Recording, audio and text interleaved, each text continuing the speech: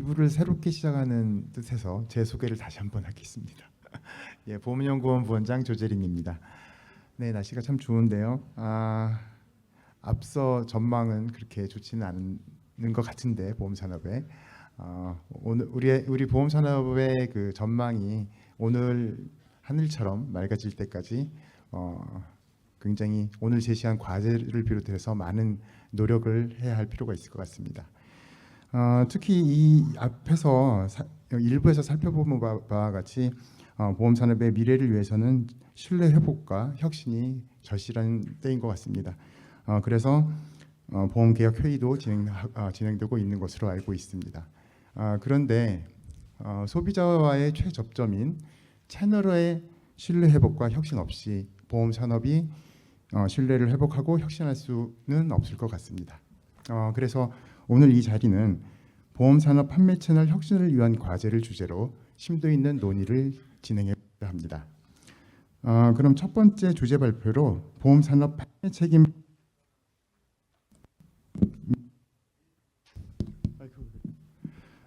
보험산업 판매 책임 법제 현황 및 개선 과제를 주제로 안수현 한국국어대학교 교수님께서 발표해 주시겠습니다.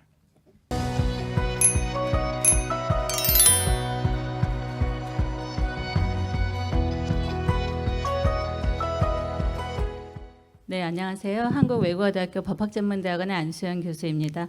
오늘 이렇게 보험연구원이 주최한 2025년도 보험산업 전망과 과제에 제가 연구원 외부 사람으로서 이번 두 번째 세션에 발표하게 된 것을 개인적으로 매우 영광스럽게 생각을 합니다. 한편으로는 제가 지금까지 뵀던 분들 중에 가장 발표를 잘하시는 기라성 같은 우리 보험연구원의 세 분의 실장님이 발표하는 사이에 제가 발표를 하게 돼서 지금까지 중에서 발표하면서 떨린 적이 별로 없었는데 오늘은 좀 떨리기도 합니다. 그러면 발표를 시작하도록 하겠습니다. 제가 부탁받은 주제는 보험상품 판매 책임 법제 현황 및 개선 과제인데요. 이미 아시다시피 우리 부원장님이 보험산업에서 가장 중요한 것은 우리 신뢰 회복과 혁신이라고 말씀을 하셨습니다. 그중에서 가장 소비자가 접점을 하고 있는 판매 채널과 관련해서 현재 가장 구조적인 변화를 겪고 있고 또 그에 상응하는 책임 법제가 마련되어 있는지가 사실 저희가 오늘 좀 살펴볼 내용인데요. 이런 주제를 기초로 해서 제가 목차를 한 4가지로 좀 잡아 보았습니다. 처음에는 보험 모집 시장 환경 변화가 어떻게 되고 있는지, 두 번째는 이런 환경 변화에 소위 보험 상품 판매 책임 법제가 뒤따르고 있는지, 세 번째는 해외 보험 상품 판매 책임 법제하고 어떤 차이가 있는지, 그리고 사실 개선 과제로 제시할 내용들이 제일 중요하긴 합니다만 제가 오늘은 보험연구원의 또 훌륭한 전문가와 또 저희 그 패널 분들의 고견을 받아서 이 개선 과제는 계속 앞으로도 ING 조금 더 고민을 하고 정비를 해서 말씀을 드려야 될 것 같아서 좀 간략하게 하는 걸로 좀 양해를 우선 구하도록 하겠습니다. 그럼 시작을 하도록 하겠습니다. 우선 보험 모집 시장 환경 변화 관련해서 제가 참고하는 모든 이제 자료들은 사실 봤더니 보험연구원에서 나온 보고서가 제일 비중이 높더라고요. 그만큼 보험연구원이 우리나라 보험 산업에서 굉장히 많은 기여를 하고 있다라고 생각을 합니다. 그래서 그런 내용들 또 제가 참고한 다른 자료들 또 감독원 보도 자료 그다음에 우리 보험 대리점 GA협회에서 나온 현황 자료들을 다 참고를 해서 보험 모집 시장 환경 변화를 좀 정리해 보면 한 6가지로 좀 상세하게 구분이 되는 것 같습니다. 우선 판매 채널의 다양화입니다. 아시다시피 전통적으로 보험회사 임직원 또 설계사 중심에서 갈수록 GA 금융기관 보험 대리점 또 플랫폼으로까지 보험 판매 채널은 다양화되고 있습니다.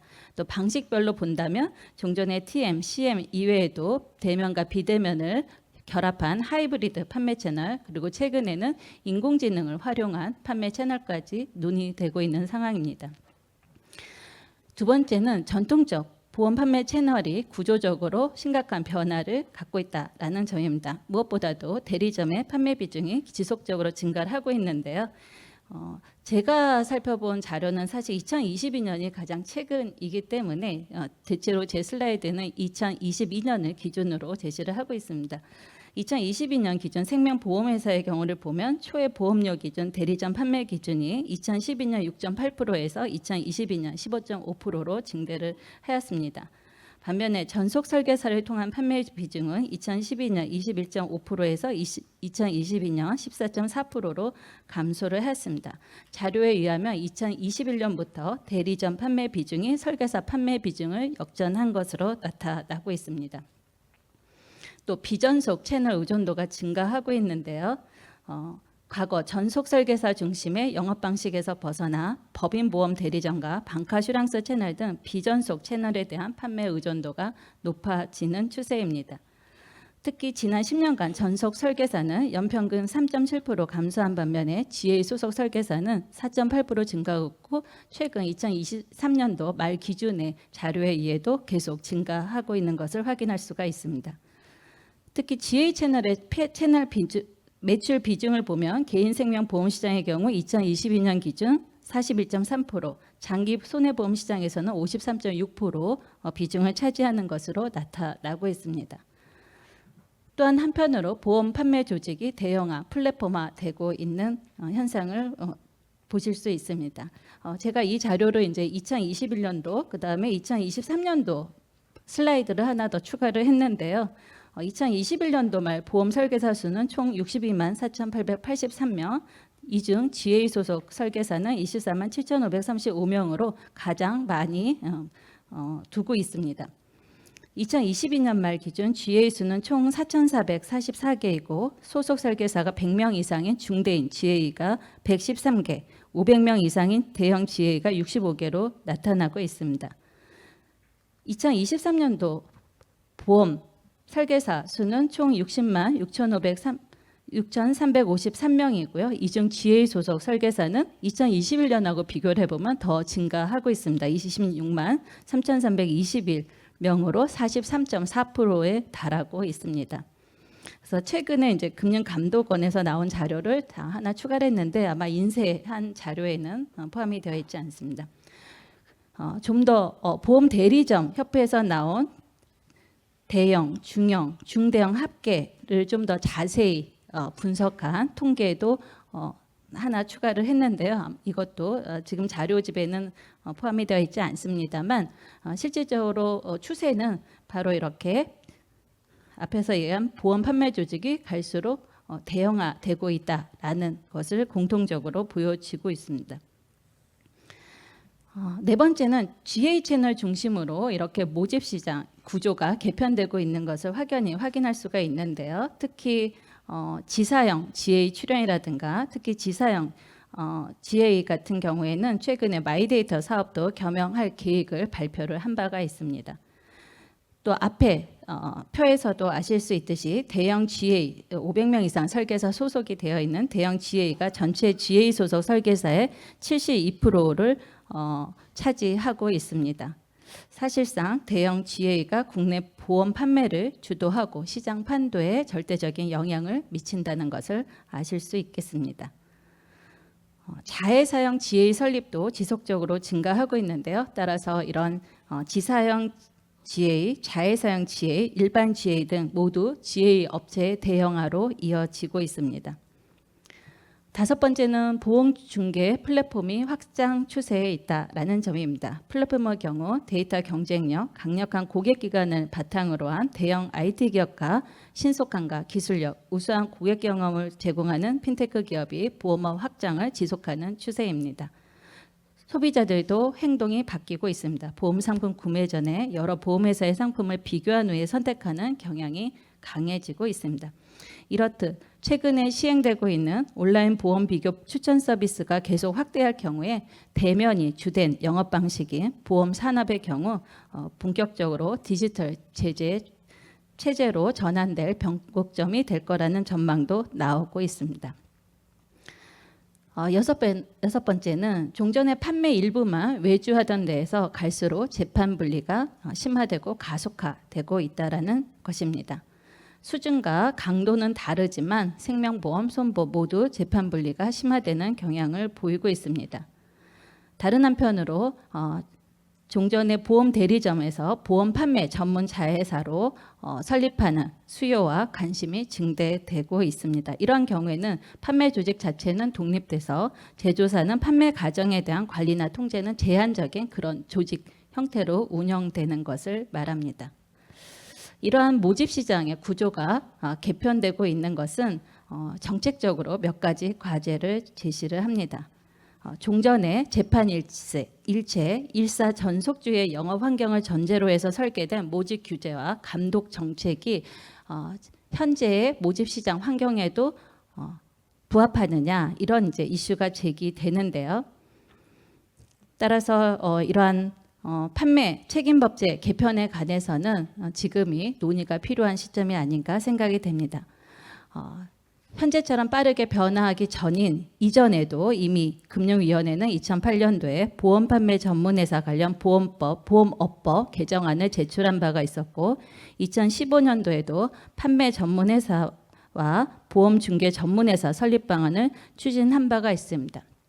또 금융소비자보호법이 제정된 이후에도 판매 책임과 관련된 금소법 개정안이 발의된 바가 있습니다.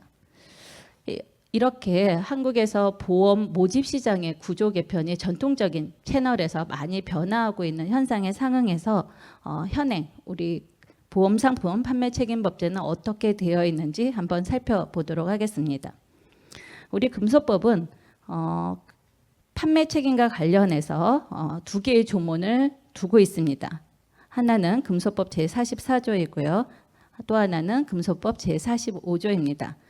금소법 44조에서는 금융상품 판매업자 등의 손해배상 책임을 규정을 하고 있습니다. 이 규정은 민법의 불법행위 책임 규정과는 별도로 규정한 것인데요. 특징은 종전에 규율되지 않았던 금융상품 대리 중개업자도 이 금소법 제44조에 의해서 책임을 진다라는 것이 명시되었다라는 점입니다. 따라서 44조에 의해서 손해배상 책임을 지는 손해배상 의무자에는 금융상품 직접 판매업자, 금융상품 판매 대리 중개업자, 금융상품 자문업자가 해당이 됩니다. 다음으로 금소법 제45조에서는 금융상품 판매업자의 임직원과 금융상품 판매 대리 중개업자에 대한 관리 책임과 지휘 감독에 대해서 규정을 하고 있습니다.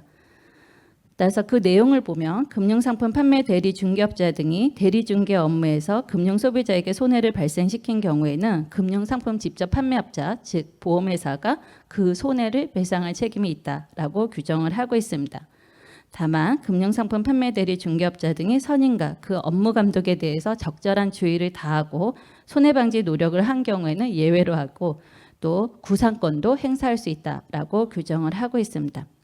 따라서 금소법의 규정은 종전의 구보험업법보다 바로 이렇게 금융상품 대리 중개업자의 직접 책임을 진다라는 걸 명시한 점, 또 45조에서는 금융상품 대리 중개업자에 대해서 관리 책임, 지휘 감독 책임을 둔 점에서 특징이 있다라고 할 수 있습니다. 금소법 제45조 금융상품 직접 판매업자의 손해배상 책임 취지는 종전의 구보험업법 제102조, 구자본시장법 제52조 등에서 보험 모집인 투자권유 대행인에게 판매를 위탁한 금융회사에 대해서 사용자 책임을 부과한 것을 그대로 이어서 규정을 하고 있습니다. 그리고 이 규정은 위탁관계가 없는 독립적 지위에서 업무를 수행하는 보험중개사에는 제45조가 적용되지 않습니다.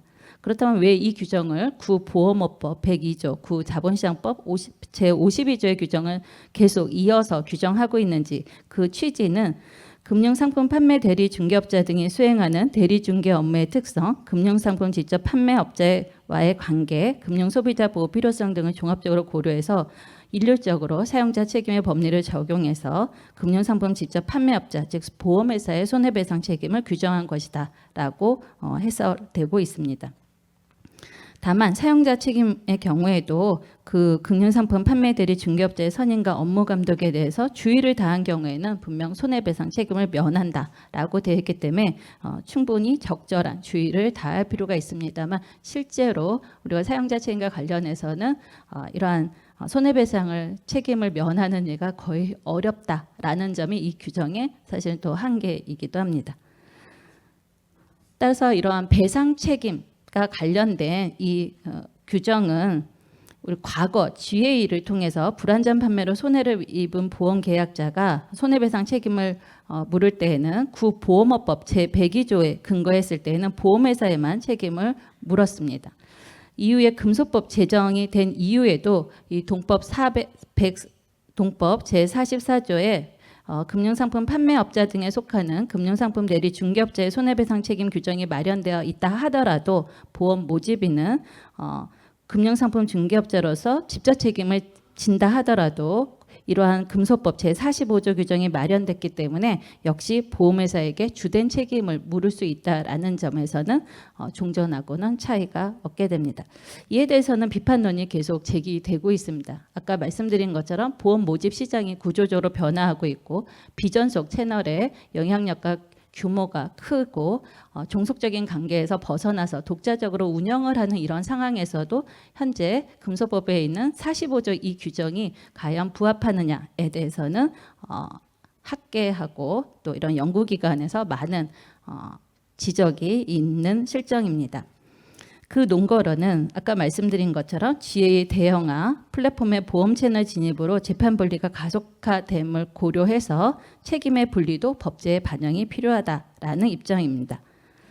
또 대등한 당사자로 보여질 정도가 됐는데 종전의 사용자 책임, 즉 피용자 행위에 대해서 사용자가 책임을 지는 그러한 형태로 책임 구조를 금소법 49조가 두고 있는 것은 이러한 책임 법리에서 좀 부합하지 않는다. 뭐 이런 이제 지적들이라고 할 수가 있습니다.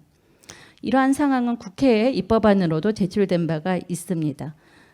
윤창현 의원 대표 발의한 금융소비자보호법 개정안을 보시면 소위 대형 GA에 대해서 소속 설계사의 불완전 판매에 대해서 1차 책임을 부과하는 방안이 발의된 바가 있습니다. 아울러 손해배상 책임이 실질적으로 이행될 수 있도록 손해배상 책임 보험도 의무화하는 방안이 포함되어 있습니다. 다만 이 방안은 문제점도 지적이 되고 있습니다. 왜냐하면 금융소비자는 현행 금소법 제44조 및 45조에 따라 대리 중개업자와 직접 판매업자 모두를 상대로 손해배상을 청구할 수 있는데 이러한 금소법 특례 규정안에 의하면 직판업자에 대한 금융소비자의 손해배상 청구권이 제한되는 것이 아닌가 하는 우려도 지적이 된 바가 있습니다. 그렇다면 이러한 모집 시장의 구조 변화와 책임과의 관계를 균형 있게 할 수 있는 방법은 무엇인가? 라고 할 때에는 최근에 나온 입법안을 좀 더 면밀히 살펴볼 필요가 있을 것 같습니다. 즉 기본적으로 판매자에 대한 보험회사의 지휘 감독이 약화되고 있는 상황을 감안해서 실제 위법 행위를 한 자에게 책임을 기속하는 그런 방안을 우선 살펴볼 필요가 있는데요. 다만 한계는 이 방안은 금융소비자의 손해배상 청구권을 제한할 수 있다라는 점입니다. 그런데 또 금소법 제45조는 보험중개사에 대해서는 이 규정을 적용하고 있지 않습니다. 따라서 보험중개사에 준하는 독립성을 갖춘 경우에는 좀 적용을 제외할 여지가 있지 않느냐라는 또 하나의 한번 접근 방법을 생각해 볼 수 있을 것 같습니다. 두 번째는 판매자 행위도 지금보다는 좀 더 상세하게 규율될 필요가 있겠습니다. 좀 빠르게 진행을 하도록 하겠습니다. 해외 보험 상품의 판매 책임 법제 한번 비교를 해보겠습니다. 미국의 경우에는 보험 대리점과 보험 중개인이 겸용을 할 수가 있습니다. 또 보험회사는 보험 대리점에 대해서 지휘감독 명령 권한을 가지고 대리점 계약하에서 엄격한 감시와 조사를 할 수 있습니다. 아시다시피 미국에는 주마다 보험법이 따로 있기 때문에 명시적으로 배상 책임을 일률적으로 말씀을 드릴 수는 없지만 판례를 보면 대체로 연대 책임을 인정을 하고 있습니다. 이러한 연대 책임을 부과하는 목적은 GA의 독립성을 인정하면서 책임을 분산하여 모든 당사자의 주의 의무를 강화시킨다라고 하고 있습니다. 법원의 판례를 보면 특히 네 번째 동그라미를 보시면 GA가 단순히 보험사의 지시를 따르는 역할을 넘어서 전문적 자문을 제공하거나 특정 보험 분야에서 전문성을 광고하고 고객이 신뢰한 경우에는 엄격하게 더 큰 책임을 지우는 그런 판례도 판시를 한 바가 있습니다. 영국의 경우에는 보험 모집인의 경우에 공정한 시장 분석에 기초해서 조언을 하는지 아니면 한 개사에 전속됐는지 여러 개 보험회사에 전속되는지 아니면 전속되지 않고 공정한 시장 분석에 기초하여 조언도 하지 않는지 등 디스클로저 하도록 하고 있습니다. 이러한 복수 전속 대리점에 대해서는 영국에서는 부실 설명, 부실 정보 제공, 즉 불안전 판매에 대해서는 직접 복수 전속 대리점이 책임을 지는 것으로 하고 있고 전문인 배상 책임 보험 가입이 의무화되어 있습니다. 호주의 경우에는 중개인과 지회인은 별도로 금융 서비스 제공자로서 라이센스를 AIC, 아식으로부터 받아야 합니다. 그리고 이들 금융 서비스 제공자는 보험 계약자의 손해가 발생한 경우 보상할 수 있는 적절한 체계, 즉 전문 배상 책임 보험을 가입하는 등의 시스템을 갖추도록 요구받고 있습니다. 이런 점에서 GA의 불안전 판매의 경우에는 보험회사와 GA 모두 책임을 질 수가 있습니다. 일본의 경우에는 우리하고 좀 비슷한데요. 일본 보험업법의 제283조의 경우에는 보험 모집인이 보험 모집에 관하여 보험 계약자에 관한 손해를 소속 보험회사가 배상하도록 하고 있습니다. 우리와 같이 민법의 사용자 책임의 규정을 준용하는 것으로 하고 있습니다. 한편으로 금융서비스 제공법이라고 해서 구금융상품 판매법이 개정이 됐는데요. 이 경우에는 한 개 상품만이 아니라 은행 상품 또 다른 증권 상품 등 이러한 각각의 우리나라의 경우에 말하면 금융상품 대리 중개업체에 해당하는 이러한 라이센스를 한 개의 라이센스로 다 할 수 있게 되는데요. 이러한 경우에는 직접 상대방에 대해서 책임을 지는 것으로 하고 있습니다. 따라서 각 나라별로 취지는 조금 다르지만 영국과 미국의 경우를 보면 대면 채널인 GA의 경우에 독립성과 자율성을 인정하는 방향 쪽으로 즉 책임을 직접 물으면서 독립성과 자율성을 좀 갖추도록 하는 그러한 정책을 발현하고 있다 이렇게 말씀을 드릴 수가 있고 일본의 경우에는 우리의 시사점은 금융서비스 제공법에 따라 여러 개의 상품들을 취급하는 그러한 비전속 채널의 경우에는 직접 책임을 진다라는 시사점을 제공을 하고 있습니다. 따라서 개선 과제입니다. 여러 가지 개선 과제를 말씀드릴 수 있습니다만 저는 두 가지만 우선 말씀을 드리겠습니다. 기본적으로 법인 보험 대리점, 즉 대면 채널의 경우에는 특히 불안전 판매에 대해서 보험회사가 주된 책임을 지고 책임 형태도 보험회사가 직접 책임을 지는 것은 당사자 모두가 주의를 다하는 데에는 다소 한계가 있는 것 같습니다. 현행 금소법의 판매 책임 규정도 그런 면에서는 개선이 좀 필요할 걸로 보여집니다. 왜냐하면 금융상품 판매 대리 중개업의 경우에는 보험 대림전도 있고 또 아까 말씀드린 것은 자본시장법상의 투자권유 대행인도 이 규정에 적용을 받는데요. 투자권유 대행인과 우리 법인 보험 대리점의 경우에는 서로 소속이라든가 사실은 활동, 권한 이런 범위의 차이가 있기 때문에 한 개의 규정으로 모든 업권을 동일하게 규율한다라는 것은 조금 다시 한번 상세하게 검토할 필요가 있다라고 생각이 됩니다. 두 번째는 보험회사가 직접 책임을 지는 이론적 근거는 소위 보상 책임의 원리인데요. 사용자는 피용자의 활동에 의해 그 사업 범위를 확장하여 이익을 얻을 수 있고 이익이 존재하는 곳에 손실도 기속되어야 한다라는 논리입니다. 즉 사용자 책임의 기저에는 피용자의 행위는 객관적으로 보아 그 사업 활동의 일부로서 하는 거기 때문에 그 행위가 사업상 행해지는 경우에는 일단 해당 사업에 기속하는 것이 타당하는 것이 깔려 있습니다. 그런데 달리 이 논거를 말하면 당해 행위를 하는 자의 활동이 기업체이고 독립성이 강하면 강할수록 이러한 사용자는 그로부터 발생하는 손익의 결과에 대해 이해관계가 희박해진다라고도 볼 수가 있습니다. 따라서 독립성이 강하게 인정된다라고 보여지는 경우에는 직접 책임, 44조에 의한 책임 외에 보험 대리점이 45조에 개선을 통해서 보험 대리점이 1차 책임을 지는 방안도 주의 의무를 더 강하게 요구된다라는 점, 그것이 금융 소비자에게 훨씬 더 적합한 상품을 판매하는 데 기여한다라는 점에서는 보험 대리점이 1차 책임을 지도록 하는 방안도 설득력이 있는 것으로 없지는 않다 이런 생각을 합니다. 다만 독립성이 인정되는 경우에 관해서는 좀 면밀한 검토가 좀 필요할 것 같습니다. 단순히 규모가 크다라는 거에서 그칠지 아니면 규모는 어느 정도일지 대형, 초대형 내지는 보험 상품에 대한 소개 나아가서 자문도 하고 또 특정 분야의 전문성이 있다고 광고한 경우 혹은 판매 전문 회사로서 설립된 경우에는 충분히 독립성이 인정될 여지가 있지 않겠냐라는 생각은 듭니다. 아마 이것은 근데 좀 더 또 여러 우리 전문가의 의견을 들어서 좀 정비를 해야 될 사안으로 생각이 됩니다. 플랫폼의 경우에는 일본의 금융서비스 제공법에 따라서 직접 책임을 짐을 좀 명시하는 것이 바람직할 것으로 보여집니다. 이렇게 판매 채널에 관련된 시장 변화에 따라 책임 구조도 좀 더 면밀하게 그 환경 변화에 상응해서 법이 만들어질 필요는 있겠는데요.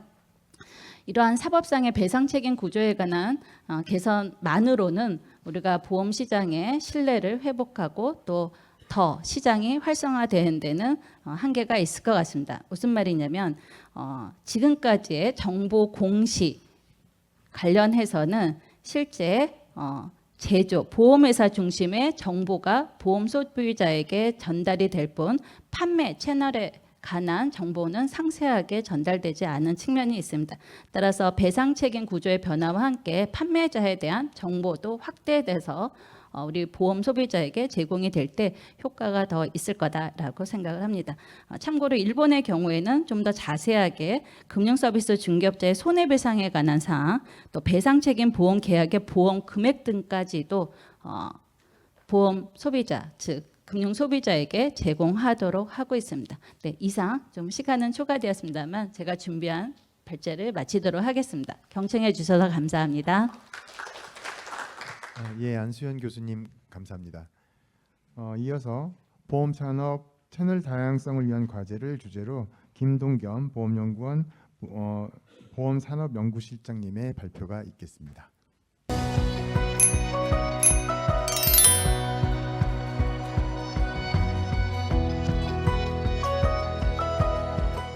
네, 안녕하십니까. 보험연구원의 김동겸 연구위원입니다. 앞서 안수현 교수님께서는 재판분리라는 모집 시장 구조 변화 흐름 속에서 제조사인 보험회사 중심의 판매 책임 법제를 어떻게 가져가야 할지에 대해서 말씀을 주셨습니다. 저는 국내 보험 모집 시장 구조에 대한 평가를 기초로 소비자 편의성을 개선하고 보험 판매 과정에서의 신뢰를 제고하기 위해서 각 판매 채널이 기존의 영업 관행에서 벗어나서 어떻게 경쟁력을 확보하는 것이 좋을지 모집제도 개선에 있어서 개선된 부분은 어떤 것이 있는지 말씀을 드리고자 합니다. 구체적으로 다음과 같은 내용으로 말씀을 드리겠습니다. 먼저 국내 보험 모집 시장의 구조와 특징, 다음으로는 모집 시장에서 각 판매 채널의 주요 성과와 한계, 향후 모집 시장의 변화를 주도할 환경 변화 요인과 기존 영업 전략의 지속 가능성, 마지막으로 보험 산업의 대응 과제 순으로 말씀드리고자 합니다. 먼저 모집 시장의 구조와 관련해서는 모집 시장에서 판매 채널의 기능과 역할, 모집 제도의 진화 과정, 그리고 보험회사의 채널 운영 방향에 대해 말씀드리도록 하겠습니다. 보험회사, 판매자, 그리고 소비자 등으로 구성된 모집 시장에서는 보험 상품, 그리고 수수료 정보 등이 거래되고 판매자는 상품 제공자와 소비자를 연결하고 소비자에게 위험에 대한 주의 환기를 통해서 보험 상품을 판매하는 역할을 합니다. 보험 모집 시장에 있어서 판매 채널 역할이 중요한 것은 다수의 소비자가 보험 상품 구매 과정에서 많은 어려움을 겪고 있기 때문입니다. 아래 그림에 나와 있는 것처럼 보험 상품 거래 과정에서 어려움을 겪었다고 응답한 사람의 비중은 조사 대상자의 62.4%로 타 금융 상품에 비해서 상대적으로 높게 나타나고 있습니다. 보험 상품 구매 과정에서 어려움을 겪었던 부분은 정보가 너무 많고 해당 내용을 이해하기 어렵다는 점입니다. 즉 보험 상품에 대한 정보 접근 경로는 다양해지고 있지만 다수의 소비자들이 상품을 이해하는 데 있어서 어려움을 경험하고 있다고 볼 수가 있습니다. 한편 보험회사가 판매 채널을 운영하는 방식과 관련해서는 시장 환경이 변화하면서 고객 접점 확보를 위해 다채널 전략이 요구되고 있는데 수요 측면에서는 고객 다양화와 제품 다양화, 그리고 공급 측면에서는 기술 혁신이나 경쟁 구도 변화 등을 들 수가 있습니다. 소비자들이 보험 상품 구매 여정 과정에서 다양한 채널 활용에 대한 욕구가 큰 상황입니다. 보험회사는 다양한 채널 운영을 통해서 소비자와의 접촉 경로를 넓히는 것이 가능하지만 채널 간 갈등 그리고 자기 잠식업과 관리 어려움 등이 존재하기도 합니다. 한편 판매 채널에 대한 선택을 소비자 측면에서 바라보면 인구학적 특성이나 사회 경제적 요인에 따라서 소비자의 유형이나 구매 성향을 분류할 수 있고 각 유형에 따라서 선호하는 판매 채널이 다르다고 볼 수가 있습니다. 예를 들어서 가격 민감형 소비자의 경우는 상품 비교를 통해서 저렴한 보험료를 우선적으로 고려하고 이에 따라서 온라인 채널을 선호를 하게 됩니다. 반면 관계 중시형 소비자의 경우는 판매자와의 직접적인 교류를 중시해 대면 채널을 선호한다고 볼 수가 있습니다. 특히 아래 그림을 보게 되면 연령대가 낮은 소비자일수록 CM 채널에 대한 선호도가 조금 높은 것을 알 수가 있습니다. 보험 모집 시장에서는 소비자들이 보험 상품에 가입할 수 있는 다양한 경로가 있는데 제도 측면에서 볼 때 감독 당국에서는 상품 가입 과정에서 설계사 외에 소비자들이 판매 채널 선택폭 확대를 위해서 제도적 여건을 지속적으로 조성해 가고 있는 상황입니다. 전속 채널 중심에서 그리고 1996년 독립법인 대리점 제도 도입 그리고 보험 중개인 제도 도입 등을 통해서 채널을 확대하였고 특히 2000년대 이후에는 판매 채널 다변화를 지원하기 위해서 TM, CM, 단종 손해보험 대리점, 하이브리드 채널 제도 도입 등이 검토가 되고 있습니다. 특히 최근 들어서는 모집 방식에 여러 변화가 나타나고 있는데 간단 손해보험 대리점 제도 도입을 통해서 이종 업종의 보험 상품 판매를 허용하고 있고 상품 서비스 구매 과정에서 관련 위험을 보장하는 보험 상품 판매를 통해 소비자 편의성 증대 그리고 생활 밀착형 상품 개발 확대를 기대하고 있습니다. 그 밖에도 보이는 TM 제도나 보험 상품 비교 추천 서비스 등 디지털 영업 환경에 맞추어 모집 규제를 정비해가고 있는 상황입니다. 다음으로 보험회사 판매 채널 운영 방식에 대해서 말씀을 드리겠습니다. 최근 보험회사 판매 채널 운영 방식에 있어서 가장 큰 특징 중에 하나는 판매 기능의 외주화를 들 수가 있습니다. GA 채널이나 방카슈랑스 채널 등 보험회사 비전속 채널 판매를 통해서 보험 상품 판매 비중이 높은 상황인데 아래 그림을 보시게 되면 생명보험회사 매출의 67.9%가 비전속 영업 조직에서 발생을 하고 있습니다. 이처럼 판매 기능 외주화가 진행이 되면서 보험 모집 시장은 전속 설계사 채널에서 GA 채널로 재편이 되고 있는 상황입니다. GA 소속 설계사의 증가 추세를 보게 되면 2003년 기준 26만 명으로 전체 보험산업 설계사의 61.1%를 차지하고 있는 상황입니다.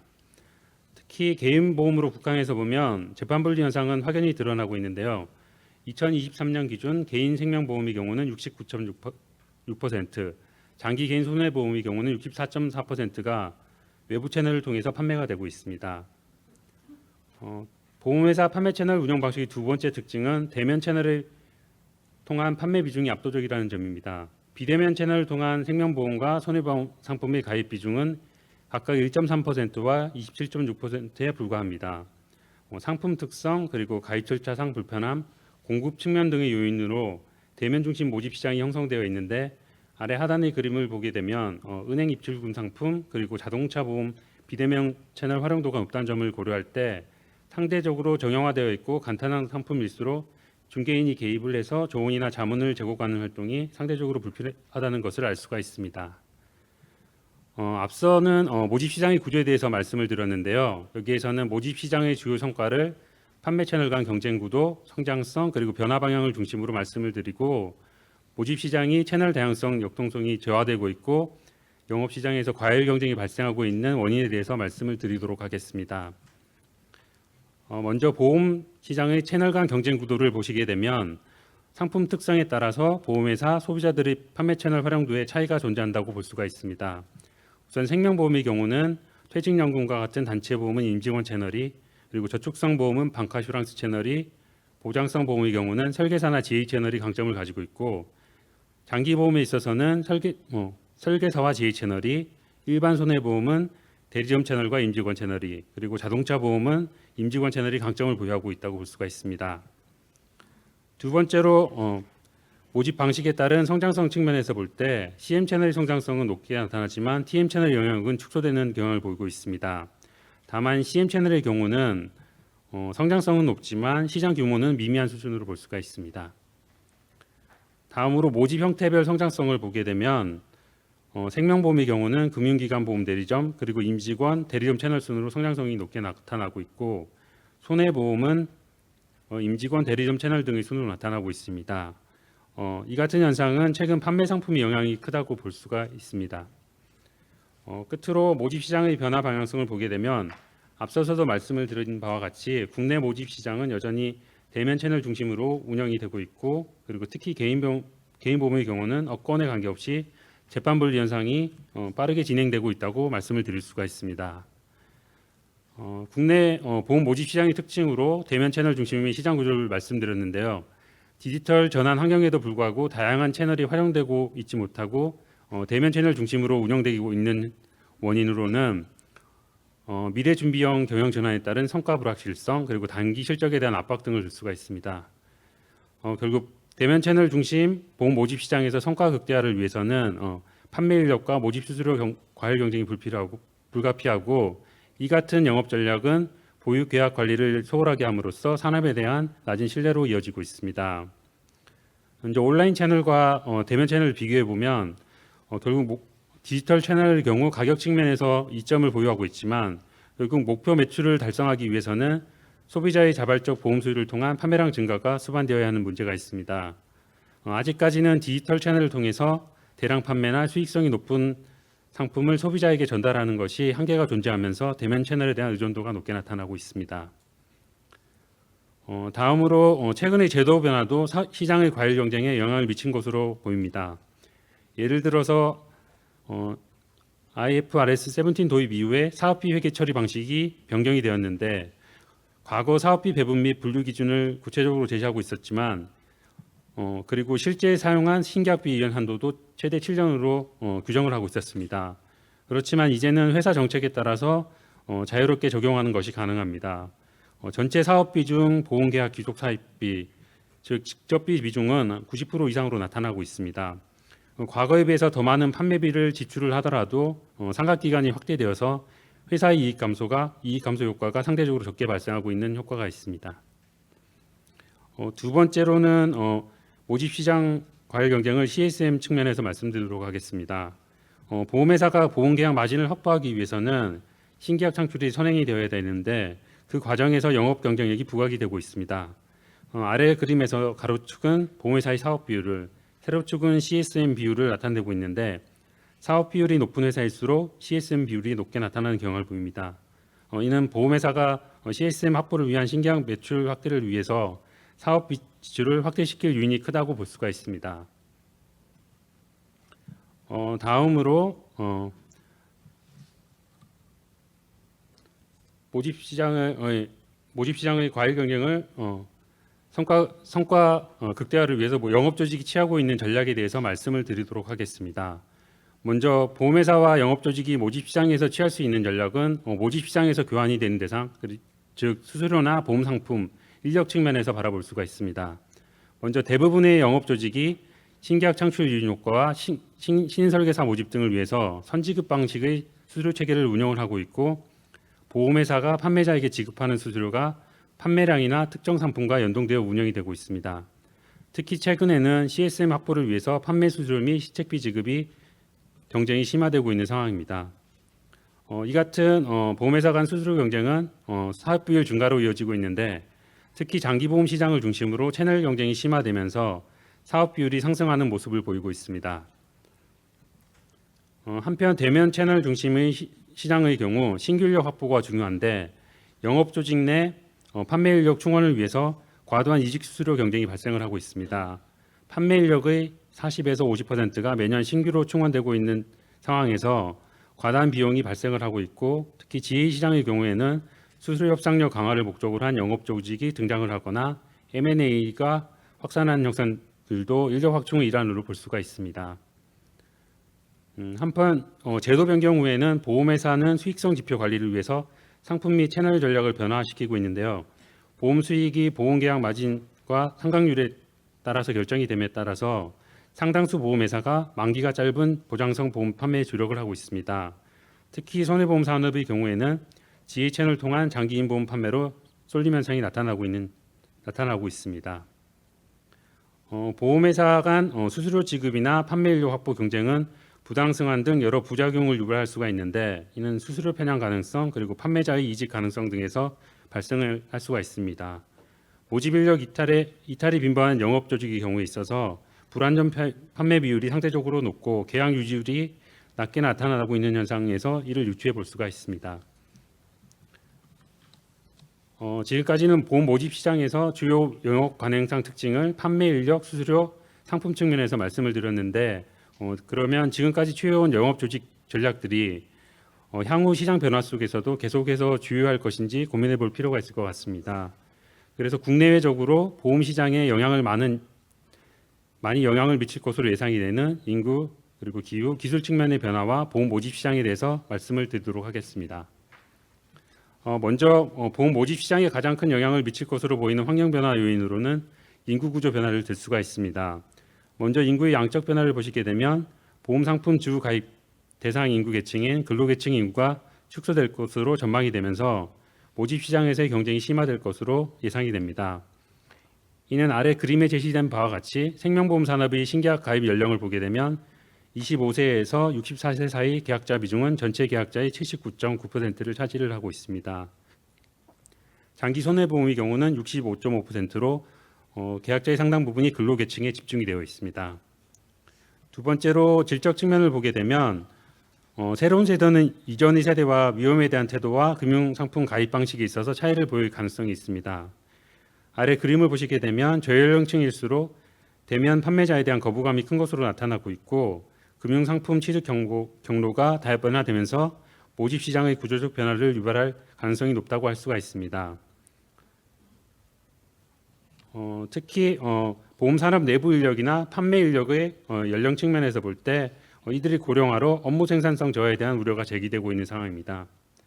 영업 조직의 고령화 현상이 심각한데요. 생명보험 설계사의 평균 연령은 1998년 38.9세에서 2023년 50.6세로 증가하였고 손해보험 설계사의 경우는 36.1세에서 48.6세로 증가한 상황입니다. 모집 시장에 영향을 미치게 될 또 다른 환경 요인은 ESG 측면을 들 수가 있습니다. 아래 그림에 제시된 바와 같이 기후 변화로 개인과 기업이 다양한 위험에 노출이 되면서 자발적인 보험 수요가 증가할 가능성이 존재합니다. 자발적인 보험 수요가 늘어난다면 지금과 같은 아웃바운드 푸시 영업이 아닌 다른 형태의 마케팅 전략에 대한 고민도 필요해 보입니다. 한편 환경윤리 요소를 고려하는 소비자들의 행태는 금융거래 과정에서도 중요한 요인으로 작용하면서 영업 조직의 윤리성도 지금보다는 더 중요해질 것으로 보입니다. 다음 환경 요인은 신기술 변화입니다. AI로 대변되는 새로운 기술은 데이터 분석을 통한 잠재 고객 발굴 및 선정, 그리고 개인화된 마케팅 수행 등에 활용되면서 모집 시장의 변화를 유도할 가능성이 높습니다. 아래 그림에 제시된 바와 같이 보험산업 종사자를 대상으로 한 설문조사 결과 AI 기술은 보험회사 가치 사슬에 있어 아직까지는 상품 판매에 미치는 영향이 상대적으로 적을 것으로 예상이 되고는 있지만 디지털 채널의 정확성, 신뢰성 등이 개선될 경우에 있어서 그 영향력은 더 커질 가능성이 있습니다. 현재 영업조직의 전략이 판매 수수료와 인력 확충에 초점을 맞추고 있다고 말씀드렸는데요. 향후에 인구 기술 환경 변화 속에서도 효과적일 것인지 말씀을 드리도록 하겠습니다.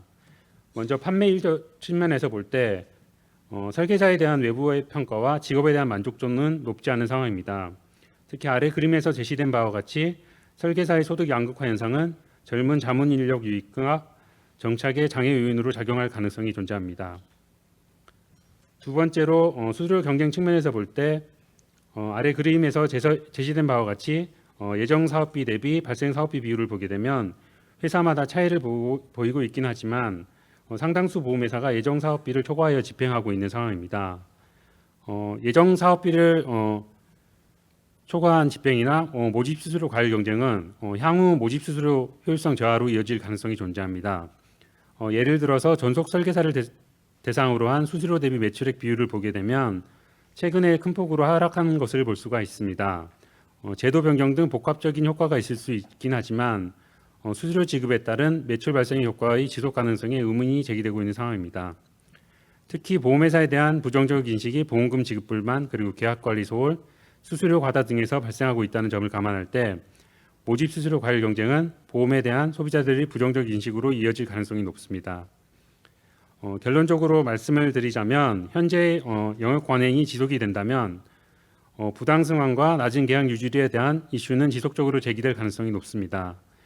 설계사나 GA 채널 등 대면 채널에서 체결한 계약 중 10건 중 절반 이상이 5년 이내에 해지되고 있는 상황인데 보험회사의 보유계약 관리 실패는 회사의 평판 그리고 자본 비용 측면에서 불리하게 작용을 하고 장기적으로는 회사의 영업 경쟁력 측면에서도 부정적으로 작용할 것으로 보입니다. 지금까지는 국내 보험 영업 시장에서의 시장의 구조와 주요 특징 그리고 보험회사가 취해온 판매 인력과 수수료 측면에서의 영업 전략들이 향후 환경 변화 속에서 어려울 수 있다는 점을 지적을 하였습니다. 그 원인의 중심에는 소비자들의 변화가 있다고 말씀을 드릴 수 있습니다. 그렇다면 각 영업 조직이 어떻게 운영이 되어야 소비자로부터 선택을 받을 수 있을지 해외 경험과 함께 말씀을 드리도록 하겠습니다. 크게는 영업 관행 개선 그리고 대면 채널의 운영 전략, 디지털 채널의 경쟁력 강화 방안, 마지막으로 서비스 개선 측면에서 말씀을 드리도록 하겠습니다. 먼저 보험회사 영업 전략 측면에서 볼 때 판매 과정에 초점을 둔 공급자 중심 영업 관행에서 소비자 중심 영업 정책으로의 전환이 요구된다고 볼 수가 있습니다. 최근 한국갤럽의 설문조사에 따르면 소비자들은 금융기관의 사후관리나 판매 책임에 대해서는 신뢰하고 있지 않는 것으로 나타나고 있습니다. 결국 모집제도 개선과 보험회사의 장단기적 경영 목표 조화 방안 모색을 통해서 모집 시장의 신뢰 회복이 필요해 보입니다. 이를 위해서 모집 시장의 투명성 제고, 판매 채널 간 공정 경쟁, 소비자 편익 제고와 불안전 판매 해소를 위한 정책 방안이 필요할 것으로 보입니다.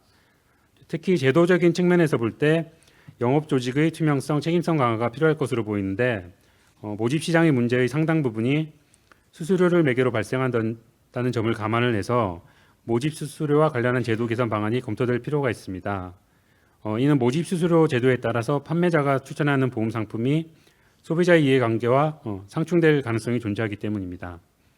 아래 표에 제시된 바와 같이 모집 수수료와 관련해서는 다양한 정책 수단들이 존재를 하는데 감독 당국은 각 제도의 수용성이나 안정성, 효과성 등을 고려해서 선별적으로 운영할 필요가 있다고 볼 수 있습니다. 또한 앞서 안소영 교수님께서 발제에서도 제시된 바와 같이 보험시장의 재판 분류 환경에 적합한 보험상품 판매 법제에 대한 평가와 검토가 필요할 것으로 보입니다. 이제는 대면 채널과 디지털 채널의 경쟁력 강화를 위한 방안에 대해서 말씀을 드리도록 하겠습니다.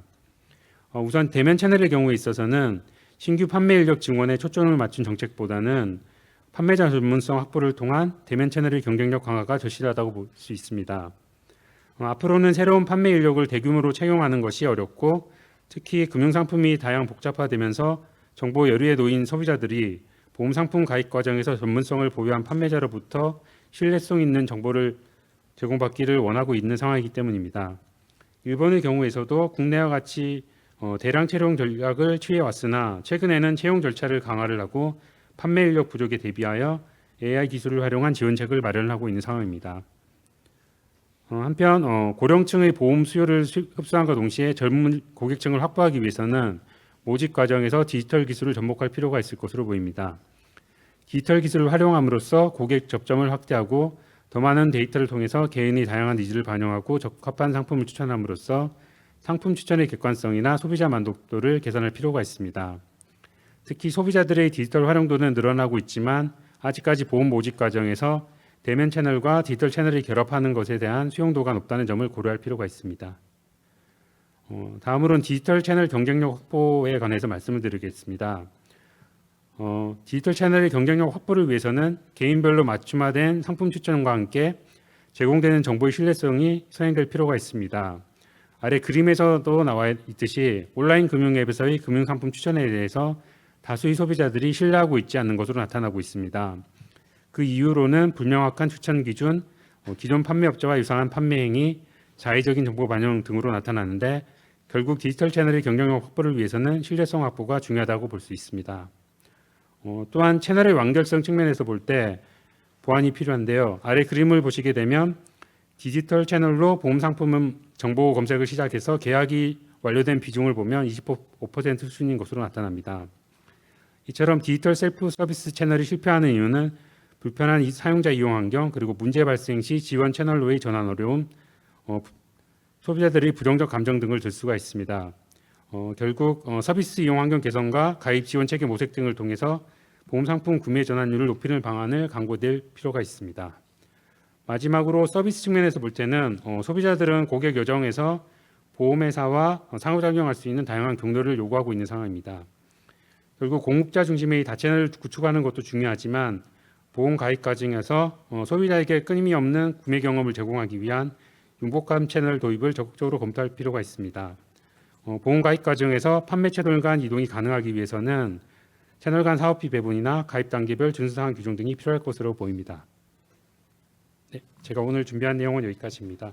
감사합니다.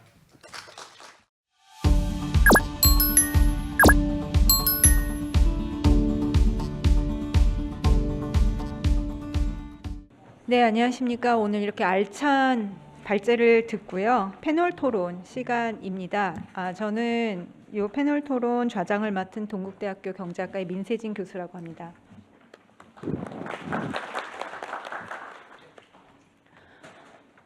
네, 오늘 이렇게 보험연구원에서 마련해 주신 토론진을 보니까 이 주제를 포괄하는 굉장히 훌륭하신 토론자들을 잘 섭외를 하셨다는 생각이 듭니다.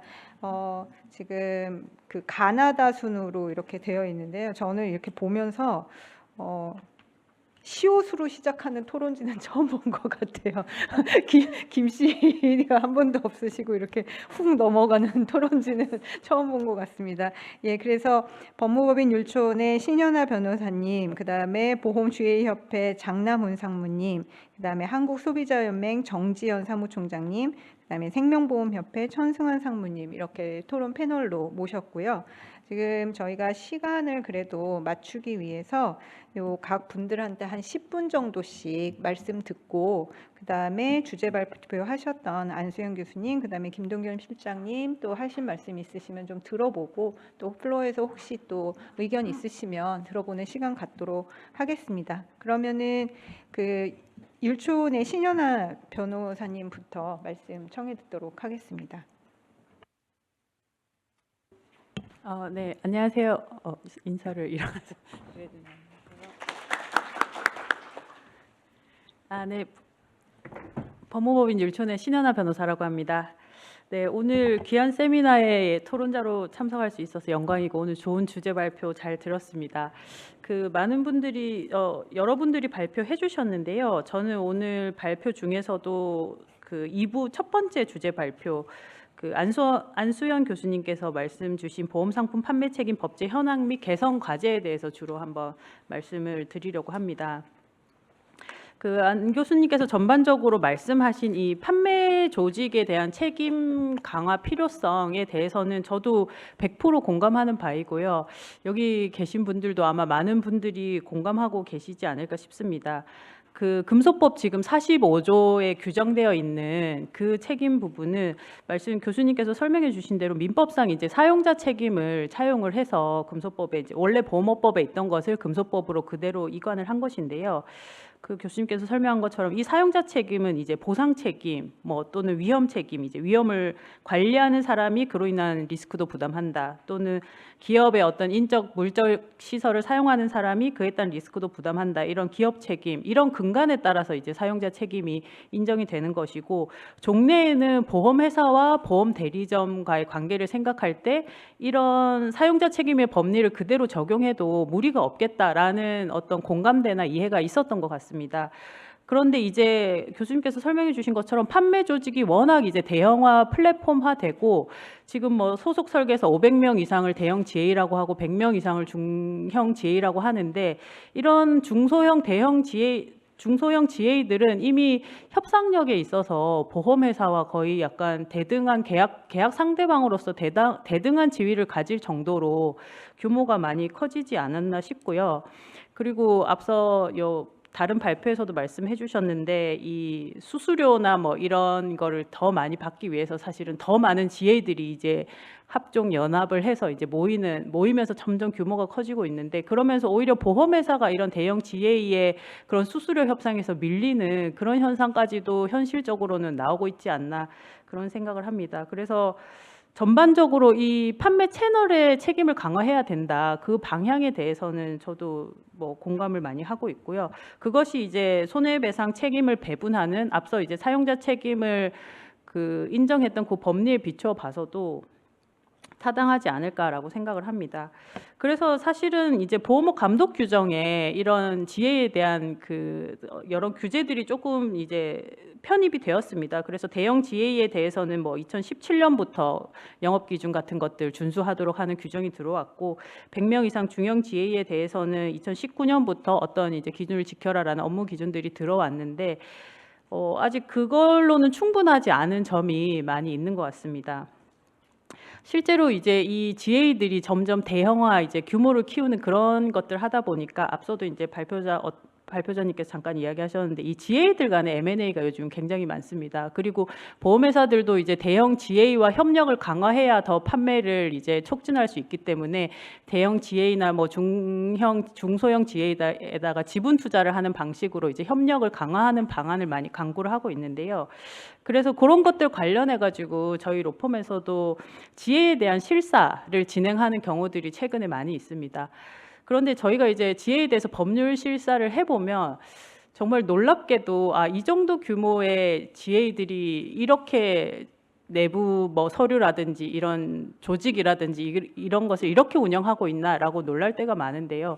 사실 저희가 이제 주로 자문하는 상대는 이제 보험회사이다 보니까 보험회사들은 사실 오랫동안 규제를 받아왔고 수시로 감독 당국의 검사를 받고 뭐 지배구조법, 보험업법 뭐 여러 이제 법적 규제를 받으면서 이런 영업활동뿐만 아니라 이 영업활동을 통제하고 관리하는 내부 통제 관리도 굉장히 잘 갖추어져 있습니다. 근데 이런 거에 반해서 GA는 사실은 보험회사가 갖고 있는 뭐 보험의 인수라든지 뭐 보험금 심사 지급 이런 기능은 사실 하나도 없고 그냥 전적으로 정말 모집행위만 하는 영업 조직이 거의 뭐 99% 이상이기 때문에 영업 실적 사실 이거에 대부분 초점을 맞추고 있고 이 뭔가 영업에 대해서 적법하게 해야 돼, 기준 설명 잘해야 돼라는 이제 코멘트를 하는 그런 부서들은 왠지 좀 영업을 좀 방해하는 것 같은 약간 그런 인상을 가지는 경우가 사실 현실적으로는 좀 많이 있고요.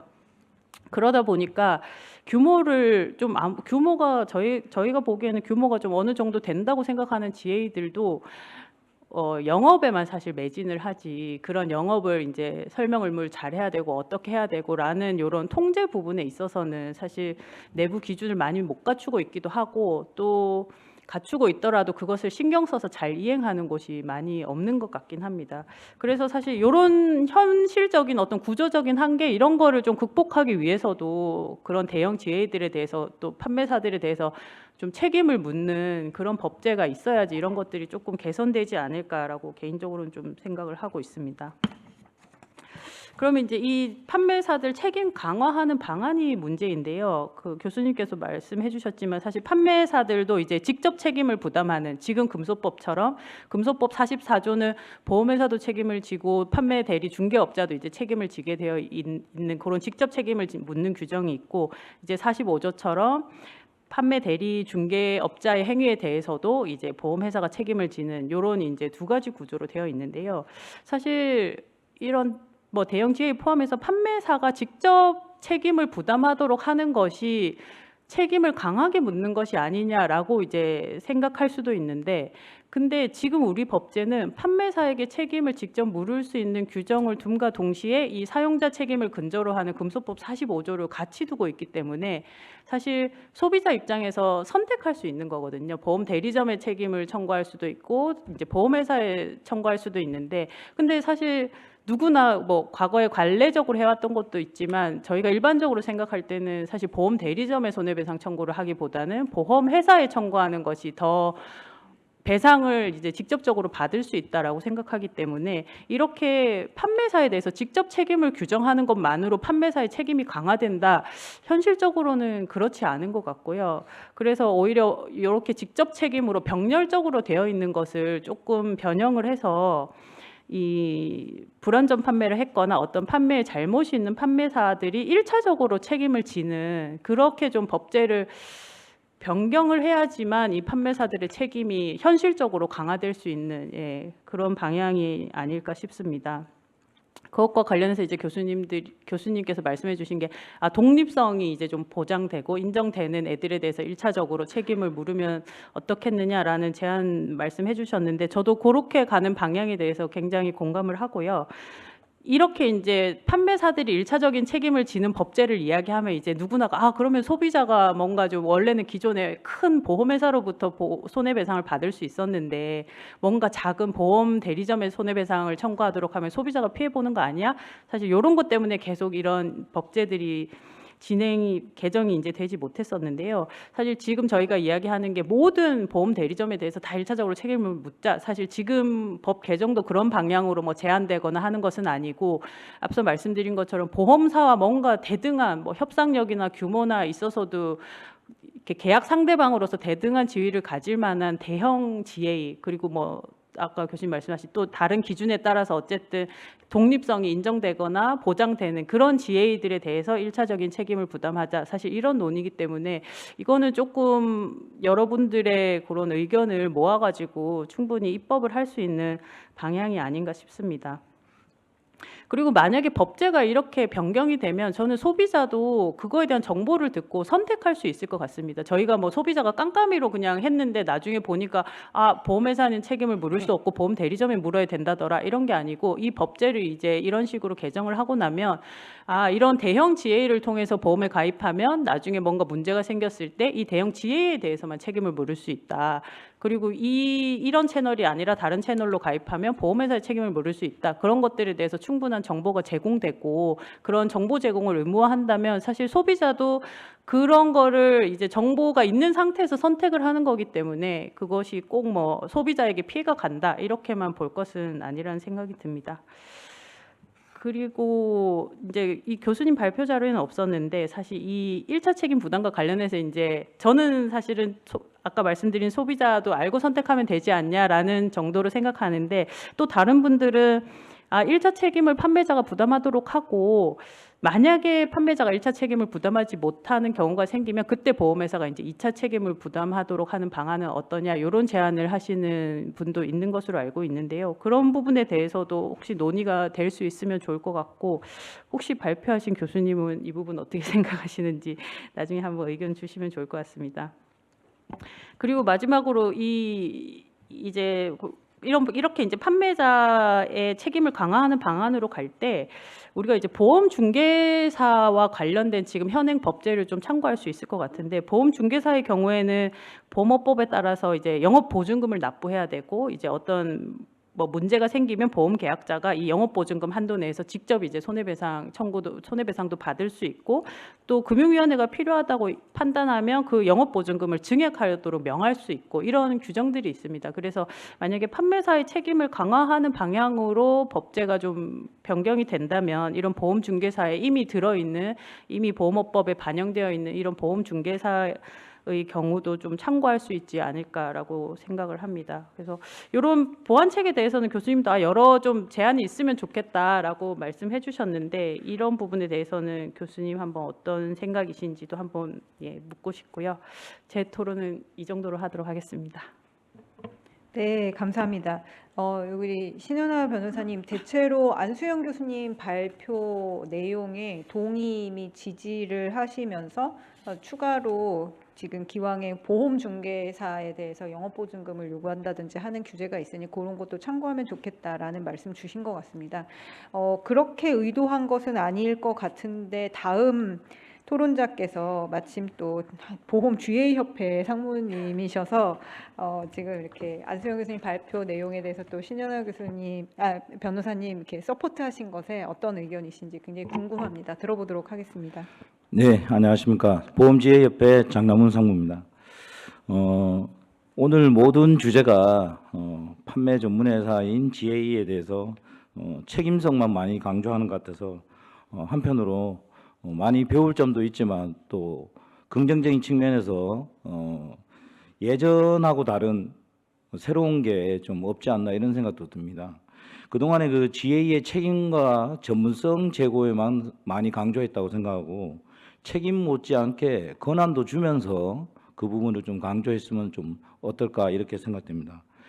예, 앞서 안수영 박사님하고 김동겸 박사님 발표해 주셨는데요.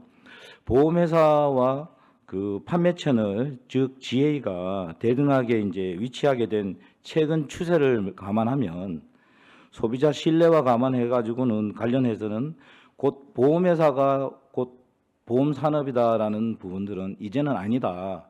앞서 통계나 그 설계사 수 또는 판매 비중, 그 다음에 어떤 재판 분리의 시대에서 어떤 보험회사의 자회사 지혜의 진출 이런 거 봤을 때는 충분히 입증이 되고 있고 또 상장회사가 또 나타나고 있었죠. 네, 그런 걸 보면 실제적으로 한 축으로서의 고민을 좀 해줘야 되지 않나 이런 생각이 들고 아직도 관점이 수직적 관점, 통합 전략의 채널의 판매 채널의 수직적 채널의 원수사 영향력 아래에 있다라고 지금 보고 있지 않나 이렇게 좀 생각됩니다. 그래서 판매 모집인에 대한 채널을 하나의 플랫폼화하고 도구화하는 관점에서 표현이 좀 그렇지만 밑에 두고 있다 이런 표현이 아니라 대등하게 계약서상에서는 갑을관계지만 진짜 실제 대등하게 하는 관점에서 논의가 좀 되었으면 좋겠다라고 말씀드리고요. 제가 이제 그 GA 역사를 좀 보면 양적 성장 단계가 있습니다. 저희 그 협회뿐만 아니라 우리 실무자들도 그런 식으로 나누는데 아까 96년도 복수 모집인 대리점 제도가 있으면서 결국은 IMF 이후에 GA 창업이 이제 시작돼서 창립기와 우리가 말하는 도약기 또 성장기 중에 또 확장기가 있습니다. 15년에서 18년 이런 정도에 있었고요. 지금은 어쨌든 소비자 보호와 내부 통제를 위한 안정기와 성숙기에 지금 들어가 있는 시점에서 결국은 2010년대에 앞서 말한 말씀하신 수수료 편향과 이런 시대에서 비교 추천과 소비자 보호 준법의 시대로 좀 또 왔고 또 올 하반기부터 논의가 지금 진전되고 있는 향후에 2030년까지의 어떤 재판 분리의 시대를 맞이하고 있다. 그런 측면에서 GA의 위상을 거기서부터 출발해야 되지 않나 지금 말씀을 드리고 싶습니다. 양적 성장 측면이 이제 설계사 수로 얘기하는 경우가 많은데 저도 한번 조사를 해보니까 10년 전에 GA의 설계사가 18만 명이었고 전속이 21만 명 정도 되었었습니다. 14년도에. 그런데 이제 올 상반기 공시 자료를 보면 GA가 29만 8천 명, 전속이 17만 5천 명입니다. 실제 10년간 GA 설계사는 어떤 상당히 성장을 65% 가까이 하고 전속 설계사는 16%가 감소하는 요인들이 나타났는데요. 과연 이 행보에서 봤을 때 설계사 수의 변화와 매출의 증대 이런 측면을 보면 앞서 이제 설계사 이직이 부당승함과 불안전 판매 요인으로 상당히 이제 지금도 이슈화가 되고 있습니다만 매출이나 이런 우리가 말하는 중소기업, 대기업 이런 개념으로 보면 보험 상품 판매 수수료를 1조 원을 받는 시대로 지금 돌입하고 있다. 이렇게 좀 보고 있고 소속 설계사 3,000명 이상이 18개로서 매출액이 보통 3천억에서 5천억 이상을 지금 육박하고 있다고 보면 그런 점에서 이제 기업으로 좀 봐줄 때가 되지 않느냐 이렇게 좀 생각됩니다. 또 질적인 측면에서 지난 그 지적들이 많았지만 17년에 상당히 유지율이 안 좋았고요. 그렇지만 17년에 유지율이 13회차 효율 지표가 뭐 80%에 해당됐는데 지금은 전속 설계사의 수준인 86.6% 정도 좀 되고 있는 상황입니다. 이렇게 봤을 때 앞서 양적 성장과 질적 성장에서 우리가 간과하지 않아야 되는 게 결국은 소비자 보호고 거기에 걸맞는 위상을 좀 가지려면 책임도 져야 될 부분도 상당히 따른다고 생각합니다. 지금 보험계획회의에서도 논의하고 있지만 GA의 책임 경영을 위해서 내부 통제 강화라든가 거기에 수반되고 있는 영업보증금 강화라든가 또 내부 통제 운영 실태 평가가 파일럿 테스트가 아닌 제도화로 이렇게 자리 잡는 문제 또 판매 책임의 강화의 문제들을 논의하고 있고요. 또 보험사에 준하는 아까 이제 변호사님 얘기하셨지만 그 지배구조법에 해당되는 대형 GA의 임원의 자격 요건을 그 정도로 이제 강화할 수 있도록 논의를 하고 있다는 걸 좀 먼저 알려드리고요. 그동안 15년간의 그 보험업법이 지난 2011년도 변경되면서 준법 감신을 대형 GA에 이제 선임하게 된 상태에서 지난 15년간의 우리 GA는 내부 통제 체계가 4층 구조로 해가지고 아주 촘촘히 두텁하게 해나가고 있다는 걸 좀 말씀드리고요. 물론 아까 신 변호사님 얘기했듯이 속으로 들어가 보면 재무적으로 또는 펀더멘탈이 상당히 약한 면도 있다고 봅니다. 근데 그것은 이제 보험 영업 또는 보험 상품 판매만 유지하다 보니까 관리라는 부분들이 좀 일부 소홀했던 부분도 있었던 것 같습니다. 그런 부분에서 채널 운영 측면이나 이런 것에 대해서 내부 통제 강화가 최근에 이슈가 되고 있어서 저희 그 보험 GA 협회뿐만 아니라 GA 대형 GA 중심으로도 충분한 어떤 TF를 통해서 강화하고 있다는 걸 말씀드리고요. 소비자 보호를 위한 언양의 조치로 저희들이 결국은 앞서 그 안수영 교수님이 얘기한 부분에 금소법 44조, 45조 또 앞서 신 교수님, 신 변호사님 얘기했듯이 결국은 보험 대리점이라고 하는 대리라는 규정 부분들이 과연 민법에서 또는 판매 책임 부여하는 부분하고 일정 한계가 있다는 것을 저희들이 많이 지적을 했었고 건의를 한 바가 좀 있고요. 특히 44조, 45조에는 그리고 보험업법 102조 부분이 결국은 반영이 돼 가지고 금융상품 판매 대리 중개업자에게도 책임이 있다는 걸 있습니다.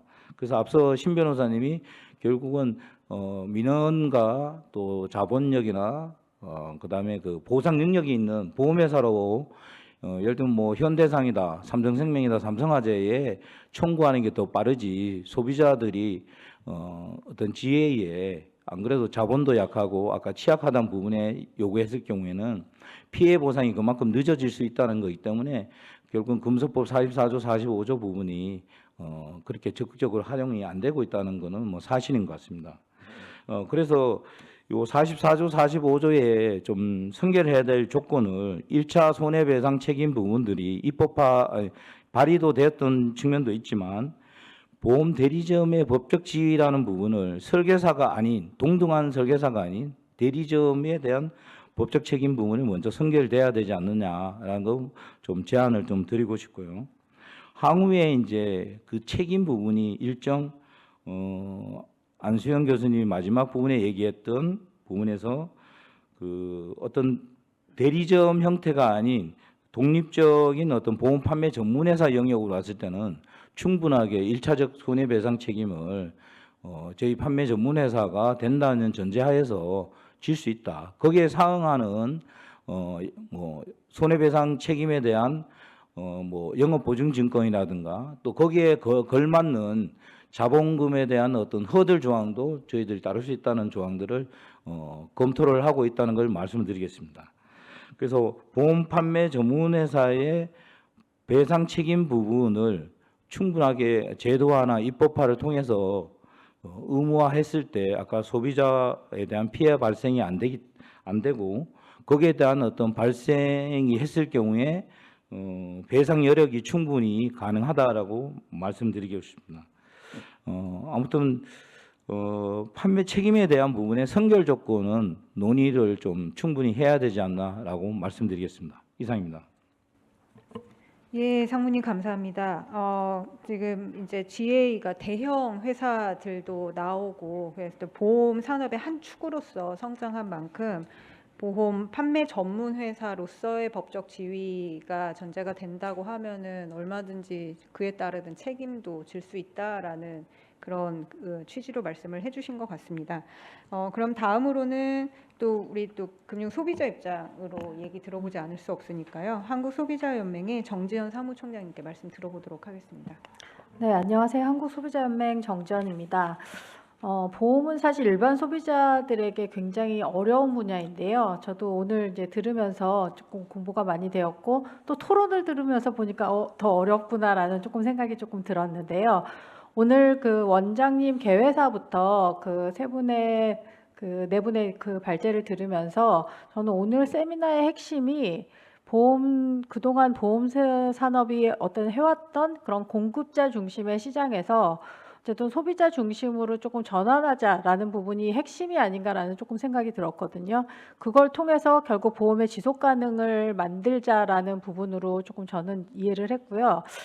보험 산업이 사실은 불확실성이 점점 더 커지고 있는 지금 같은 그 사회에서 위험에 대비한다는 측면에서 소비자에게 미치는 영향이 매우 크다고 생각하고 디지털 사회, 고령화, 기후 변화 이렇게 보험의 그 기후 변화 같은 이렇게 변화된 사회에서 보험의 역할이 더욱 다양해지고 또 중요해질 것이라고 생각이 됩니다. 앞서서 그런 경기 둔화나 뭐 금리 인하 같은 것들 말씀하시면서 내년도에 보험 시장이 전반적으로 좋은 얘기가 하나도 없으셨던 것 같아요. 더 어려워질 거라고 생각이 되고 어쨌든 소비자 중심으로 전환해서 어쨌든 장기적 관점에서 보험 산업이 조금 혁신을 해야 좀 긍정적인 그런 조금 효과들을 볼 수 있지 않을까라는 조금 생각이 들었습니다. 저는 이제 디지털 시대로 어쨌든 빠르게 지금 사회가 전환되고 있는데 반해서 그 보험 산업은 여전히 조금 대면 중심의 이런 판매 비중이 조금 높은 그런 구조적인 문제를 갖고 있다고 생각을 합니다. 그래서 디지털 사회에서 어쨌든 신구 사업이 저는 신구의 그런 조금 충돌이 앞으로 더 또 발생할 여지가 있겠다라는 생각이 좀 오늘도 들었는데요. 저는 보험 시장도 상당 부분 이제 그런 부분에 있어서 좀 구조적인 전환이 조금 필요한 시기가 아닌가라는 생각이 들었습니다.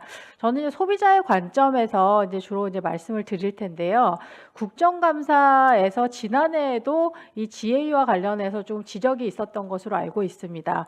그래서 올해 국회 입법조사처에서도 이제 보고서를 조금 냈던데 보험 대리점 및 소송 설계사에 대한 처벌을 강화하고 관련 교육을 실시하는 등 엄격한 관리 감독을 수행해야 한다라는 부분이 지적이 되었습니다. 사실 실제 소비자들은 오늘 GA에 대해서 많이 말씀하시지만 GA가 뭐야라고 일반 소비자들은 사실 그거 이해하지 못하거든요. 보험을 소비자가 계약했으면 보험사를 생각하지 이 판매자에 대한 부분들의 역할이 있고 책임이 있다라는 부분에 대해서 사실 일반 소비자들은 그 부분을 충분하게 이해하고 인지하기는 사실은 어렵다고 생각이 됩니다. 그걸 소비자에게 그러면 뭐 인지를 시키고 학습을 시켜가지고 그 부분을 해야 된다라는 부분도 저는 조금 쉽지 않은 측면이 좀 있다고 생각이 되고 내부 통제에 대한 말씀도 많이 하셨지만 사실 금융회사도 못하는 내부 통제를 그 GA 보험 판매사가 할 수 있을까라는 사실은 소비자 입장에선 그런 우려점이 저는 오늘 말씀을 들으면서 사실 조금 들기는 했습니다. 실제 보험사와 관련 그 이제 GA 판매 단계에서 소비자가 오인하면서 생기는 그런 피해 사례들도 많이 발생을 하고 있고 일부러 좀 오인하게 하는 또 그런 경우도 실제 소비자 피해 사례들을 좀 들여다보면 많이 있습니다. 그래서 불완전 판매가 이제 일어나기도 하고 그 안에서 개인정보와 관련된 그런 다양한 좀 이슈들도 좀 발생하고 있는 것이 좀 현실이라는 부분을 말씀드리고 싶습니다. 소비자 입장에서는 이제 보험사로 믿고 이제 거래를 하게 되는데 그런 이제 디지털 환경 안에서도 사실 이런 문제들은 저는 동일하게 발생하고 있다고 생각이 되는데요. 그런 금융사가 아닌 대리점으로 소비자의 개인정보가 넘어가기도 하고 그런 정보들은 영업용의 데이터베이스로 활용되기도 하는 아까 이제 안수현 교수님께서 이제 마이데이터 사업까지 확산한다고 해서 저는 사실은 조금 굉장한 우려와 걱정이 사실 들기도 했는데요. 그런 보험 대리인이 이제 운영하는 그런 사이트 보면 사실은 하단에 굉장히 깨알 같은 글씨로 보험 대리인이라는 게 표시되기도 하거든요. 그래서 소비자 입장에서는 어쨌든 굉장한 우려가 있다라는 부분을 조금 강조해서 말씀드리고 싶습니다. 그냥 그 보험 대리점 GA 시장은 저는 향후에 좀 더 투명성이 조금 강화되어야 될 것 같다라는 생각이 들고, 판매 채널 간 그런 공정 경쟁, 그다음에 소비자 편익적과 그런 불안전 판매 문제 해소를 위해서 그런 정책적인 방안들이 굉장히 다양하게 만들어져야 될 것 같다라는 조금 생각이 들었고요. 그 판매 채널의 영향 역할과 관련해서 이제 그런 부분들이 중요한 이유는 다수의 소비자가 보험 상품의 구매 과정에서 사실은 이제 앞서서도 이제 김 실장님께서 굉장히 어려움을 겪고 있다. 보험을 소비자가 굉장히 어렵게 생각하고 실제 그 과정에서도 굉장히 어려움을 겪고 있다라는 이제 말씀을 주셨는데요. 그럼 보험 상품이 그 갖고 있는 기본적인 복잡성, 그다음에 그 보험 상품의 그런 결과의 영향을 당장 소비자는 알 수 없다라는 부분들이 저는 굉장히 큰 영향을 미친다라는 생각을 갖고 있거든요. 그래서 어쨌든 이제 그런 문제가 있고, 이제 소비자 단체에 접수된 이제 민원이나 어쨌든 금감원의 조사 결과에서도 소비자들이 그런 GA의 높은 수수료 위주의 그런 불안전, 불건전한 판매 행위에 대한 그런 좀 불만을 갖고 있고, 고수수료, 그다음에 고수수료 상품 위주의 그런 허위 계약이라든지 부당 승환 계약, 타인 명의 위주의 불안전 보험 영업 행위를 하고 있는 부분들이 실제 전속 보험 채널에 비해서도 상대적으로 그런 피해 사례에서 좀 높은 것으로 나타나고 있기 때문에 저는 어쨌든 소비자 입장에서 어쨌든 이 GA에 대한 부분들이 앞으로는 뭐 더 활성화되는 방향으로 가겠지만 그런 우려점들을 매우 많이 갖고 있다라는 부분들을 조금 말씀드리고 싶습니다. 그래서 이제 디지털 채널과 관련해서는 저는 디지털 채널의 문제도 여전히 대면 채널의 문제점을 그대로 갖고 있다라고 생각을 하고 있는데요. 그런 맞춤형 상품 추천이라든지 정보 제공과 관련해서 대면과 마찬가지로 소비자에게 좀 이익이 되지 않는 그런 보험사에게 유리한 상품을 판매하는 그런 부분들이 있어서 소비자들이 이제 그런 인식들을 사실 많이 갖고 있고, 금융상품 추천에 있어서도 사실은 이제 그런 측면들 때문에 소비자가 좀 신뢰하지 않는 그런 부분들이 있는 것 같습니다. 그래서 불명확한 추천 기준이라든지 기존 판매업자와 유사한 판매량이라든지 자의적인 정보 반영과 관련해서 이런 개선을 통해서 소비자들이 어쨌든 좀 신뢰 회복을 하는 부분들이 매우 중요하다라는 부분들을 조금 말씀드리고 싶습니다. GA 시장 인력과 관련해서 앞서서도 발표에서도 나타난 것처럼 굉장히 잦은 이직에 대한 부분들이 문제가 지적이 됐었는데요. 보험 상품의 특성상 사실 이제 지속성이 매우 소비자 입장에서는 중요한데 이런 부분들이 이루어지지 못하는 구조이기 때문에 설계사의 이직이라든지 이런 부분들은 소비자에게 지속적인 서비스 제공을 어렵게 하면서 계약 유지를 낮추는 요인으로 작용하고 있기 때문에 그런 GA에 있어서의 부분들은 소비자 입장에서 또 그러한 문제점을 갖고 있다라는 부분을 말씀드리고 싶습니다. 그래서 책임과 관련한 부분과 관련해서는 저는 GA가 1차 책임을 가져야 된다는 그 방향성에 대해서는 동의를 하면서 1차적인 책임을 GA가 가져야 된다고 하면 소비자 피해 구제가 사실 충분하게 이루어지기 어려울 수 있겠다라는 조금 우려의 생각을 갖고 있습니다. 그래서 기본적으로 좀 공동 책임의 형태로 가져야 될 것 같다라는 말씀을 드리고 싶고, 그다음에 뭐 청약철회라든지 무슨 계약 관계에서 계약 단계에서 나타나는 문제는 일정 부분 좀 책임을 GA가 갖는 부분들도 소비자 입장에서 나쁘지 않겠다라는 좀 생각이 들기도 하면서도 내용적인 부분이라든지 궁극적으로는 저는 보험사가 같이 책임을 지지 않으면 실질적으로 피해에 있어서의 부분들은 소비자가 충분한 보호를 받지 못할 것이다라는 말씀을 조금 드리고 싶습니다. 그래서 대형 GA에서 소속 설계사의 그런 불안전 판매에 대해서 책임을 부여하는 부분은 좀 일단 뭐 공감하는 부분이 있지만 1차 책임으로 소비자가 GA를 상대하도록 하는 부분들은 바람직하지 않다라는 부분을 조금 꼭 말씀드리고 싶습니다.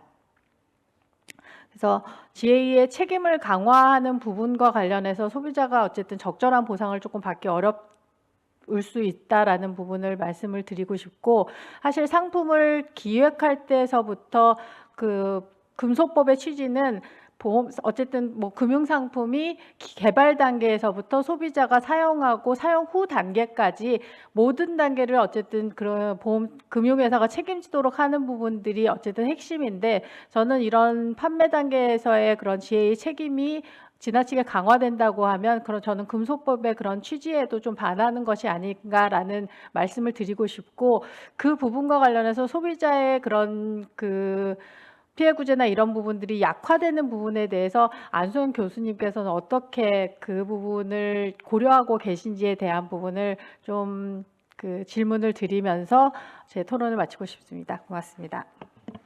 네, 감사합니다. 역시 그 소비자 보호에 방점을 찍어서 의견을 주셨는데요. 그러니까 지금 그 안소영 교수님 발제 내용에서 소비자가 1차로 GA를 상대하는 것은 자칫 보호가 충분하지 않을 우려가 있기 때문에 좀 걱정이 된다, 걱정스러운 부분이 있다라고 하셨고 사실은 전반적으로 지금 GA가 그렇게 폭발적으로 양적으로 성장한 것에 비해서는 그 소비자의 신뢰를 담보할 만한 충분한 역량을 갖춘 것으로 보이지는 않는다라는 사실은 그런 걱정 및 우려가 바탕에 깔려 있는 것 같습니다. 네, 그래서 이번에는 이제 업계 즉 얘기 좀 들어봤으면 하는데요. 생보협회 천승환 상무님께 말씀 들어보도록 하겠습니다. 네, 감사합니다. 생명보험협회 천승환 상무입니다. 제가 영업하고 채널 쪽 맡고 있고요. 오늘 마지막 토론자인데 원래 마지막 토론자면 좀 부담이 많은 것 같습니다. 뭔가 좀 멋있게 얘기를 해야 될 것 같고 제가 그런 능력은 없고요. 대신에 최대한 짤막하게 많이 힘드시니까 짤막하게 끝내도록 하겠습니다. 한 5, 6분 정도 걸릴 것 같은데 집중해 주시면 제가 열심히 하겠습니다. 먼저 이제 두 가지 발표에 대해서 하나씩 말씀드리면 판매 책임 법제와 관련해서 저희 안수영 교수님께서 사실상 독립성이 강한 이런 GA와 플랫폼은 이런 데서 불안전 판매가 벌어지면 소비자에 대해서 직접 책임을 부과하자는 아닌데 저는 그렇게 이해를 했고요. 전적으로 공감을 합니다. 또한 이제 상품 판매자에 대한 세부 정보, 뭐 명칭이나 주소, 그다음에 손해배상과 관련된 사항, 수수료 이런 거를 좀 공시를 강화해야 된다는 방안에 대해서도 소비자 보호를 위해서 꼭 필요한 제가 논의를 해야 될 과제라고 생각을 합니다. 다만 이제 이 미국이나 뭐 호주 뭐 이런 사례에 나와 있는 이런 연대 책임, 아까 소비자 쪽이 보호 차원에서도 말씀을 하셨는데 이런 연대 책임이 명시적으로 부여가 되면 오히려 이제 우리 보험시장 현실하고는 좀 안 맞지 않을까. 예를 들면 연대에서 책임진다 그러면 서로 이제 책임을 떠넘길 가능성이 굉장히 큰 거죠. 특히 뭐 GA 쪽에서는 보험사에 가서 그냥 청구하셔라. 이렇게 오히려 분란이 많이 생기고 또 과실 부담을 너는 3 나는 7 이런 이제 논란이 생기다 보면 오히려 소비자 이 배상이 지연되고 그리고 또 이렇게 이 갈등만 많이 처리할 수 있는 환경이기 때문에 결론적으로는 이제 보험사가 지금처럼 다 책임을 져야 되는 그런 이제 그 현상이 나올 가능성이 높아서 저는 이 그 완전 판매를 통해서 소비자 피해를 최소화하기 위해서는 그 자력 배상 능력이 있고 또 이제 여러 회사 상품을 팔기 때문에 누가 보더라도 독립적이라고 보여지는 이런 대형 GA들은 직접 배상 책임을 져야 불안전 판매를 줄이기 위한 노력을 전방위적으로 할 것이고 그것이 궁극적으로 이제 소비자 보호에 도움이 되지 않을까라는 생각을 합니다. 그러니까 이게 가불관계이기 때문에 대형 GA가 1차 배상 책임을 져라 그게 아니고요. 독립적이고 그다음에 배상 능력이 충분하고 그리고 과거에 비해서 상황이 많이 바뀌어서 뭐 상장된 GA도 벌써 2개나 있고 시스템이 예전과 많이 다릅니다. 그리고 보험도 이제 손해보험 쪽에서 배상 책임 좋은 거 많이 나와 있고요. 그래서 그런 걸 통해서 배상을 지우면 오히려 소비자 보호를 위한 완전 판매가 더 올라가는 그런 효과가 있지 않을까라고 생각을 하고요. 그리고 이제 그러면 소비자 입장에서 보험 상품 가입을 했는데 회사는 대충 알죠. 나 삼성화재 가입했어. 근데 이 어느 판매사를 통해서 가입했는지 모를 수도 있고 이게 헷갈릴 수 있잖아요.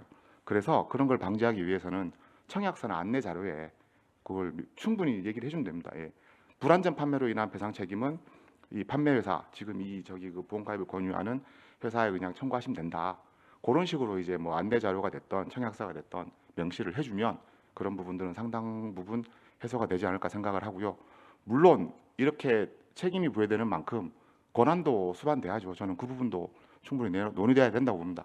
과거 이제 우리 GA에 비해서 그만큼 양적, 질적 성장을 했기 때문에 거기에 맞는 권한, 그러니까 이제 뭐 충분히 이런 권한이 필요하다고 제시가 되면 그 부분에 대해서도 저희가 논의해서 다 같이 윈윈하는 방안을 만들어야 되지 않을까 생각을 하고 있습니다.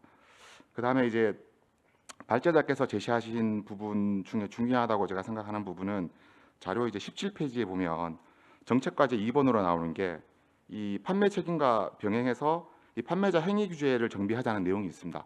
그래서 구체적인 내용은 없는데 제가 고민했던 거는 그 보험사와 GA가 보다 대등한 위치를 확보하기 위해서 뭔가 행위 규제를 정비해야 된다는 의도로 저는 이해를 했는데, 그래서 그 일환으로 예를 들자면 상품 공급자, 그러니까 이게 보험사 입장에서 GA를 선택을 해야 되니까요. 상품 공급자하고 소비자 관점에서 이 대형 GA에 대한 어떤 외부기관 평가나 인증 제도를 도입하면 이 소비자든 상품 공급자가 보다 합리적으로 이제 GA를 선택할 수 있는 그런 유인이 되지 않을까라고 해서 한번 제안을 해봅니다. 그리고 공시되는 내용은 많으면 많을수록 좋다고 저도 생각을 하지만 다른 건 몰라도 이 보장성 보험에 대한 설계사 수수료는 오히려 공시가 되면 더 시장 질서를 혼탁시킬 수 있다라는 좀 그 우려가 큽니다. 저도 보험 가입을 하는데 뭐 종신보험 비싼 거 가입을 했는데 총 수수료가 얼마를 받는다라는 거를 제가 알게 되면 바로 저 리베이트 요구할 것 같습니다. 한 300만 원 수수료 받으시죠? 예, 반땅합시다. 예, 150 주세요. 이런 요구가 굉장히 많을 수밖에 없는 시장이기 때문에 이 보험 설계사에 대한 수수료를 공시하는 부분들은 좀 저희가 부작용도 충분히 고려해야 되고, 수수료 공시는 정말 이 보험사 입장에서는 원가 공개나 다름없습니다. 그러니까 원가 공개를 하는 게 과연 맞는 건지 좀 고민이 필요하다, 그런 입장이고요. 그다음에 채널 다양성 관련해서 이제 김동경 위원님께서 그 제안을 해주셨는데 발제자께서 제안한 내용과 동일하게 지금 보험 금융 사회 환경이 지금 빠르게 변하고 있고 그간의 이제 영업 관행 개선도 필요하고 대면 채널 전문성도 강화해야 되고 디지털 채널 경쟁력 강화도 저는 불가피한 선택이라고 생각을 합니다. 이러한 맥락에서 제가 좀 첨언을 드리고 싶은 거는 이제 보험사가 앞으로는 보험만 파는 게 아니라 그 뭐 요람에서 무덤까지라는 그런, 요즘 뭐 요람도 아니고 뭐 엄마 뱃속에서 무덤까지라 그러더라고요.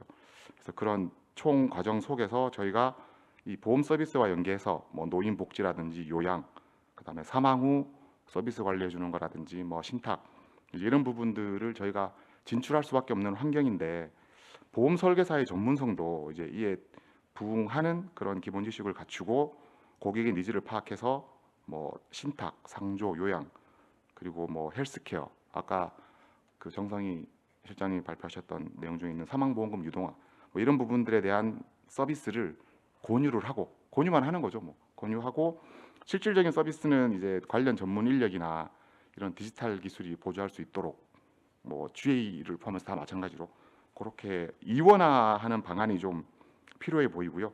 그리고 규제 완화라든지 제도 정비도 이러한 차원에서 추진되면 좀 좋지 않을까 이런 생각을 하고, 그리고 이제 그 과거 연구원에서 제안을 했었는데 오늘 뭐 내용에 빠져 있는데, 그 앞으로 고령자가 많아지고 그다음에 장애인에 대한 어떤 그런 포용금융 이런 게 지금 논의가 많아지기 때문에 이 장애인이나 이 그 고령자를 위한 이 보험 판매 전문 자격 이런 걸 우리 스스로가 좀 만들어서 이런 자격을 가진 사람들이 고령자나 장애인을 위해서 이 보험 가입 권유를 하고 설명을 하면 훨씬 더 저희 그 신뢰도도 올라가고 설계사에 대한 어떤 지금 만족도도 많이 올라가지 않을까. 그래서 이런 부분들도 제가 좀 적극적으로 고민했으면 좋겠고요.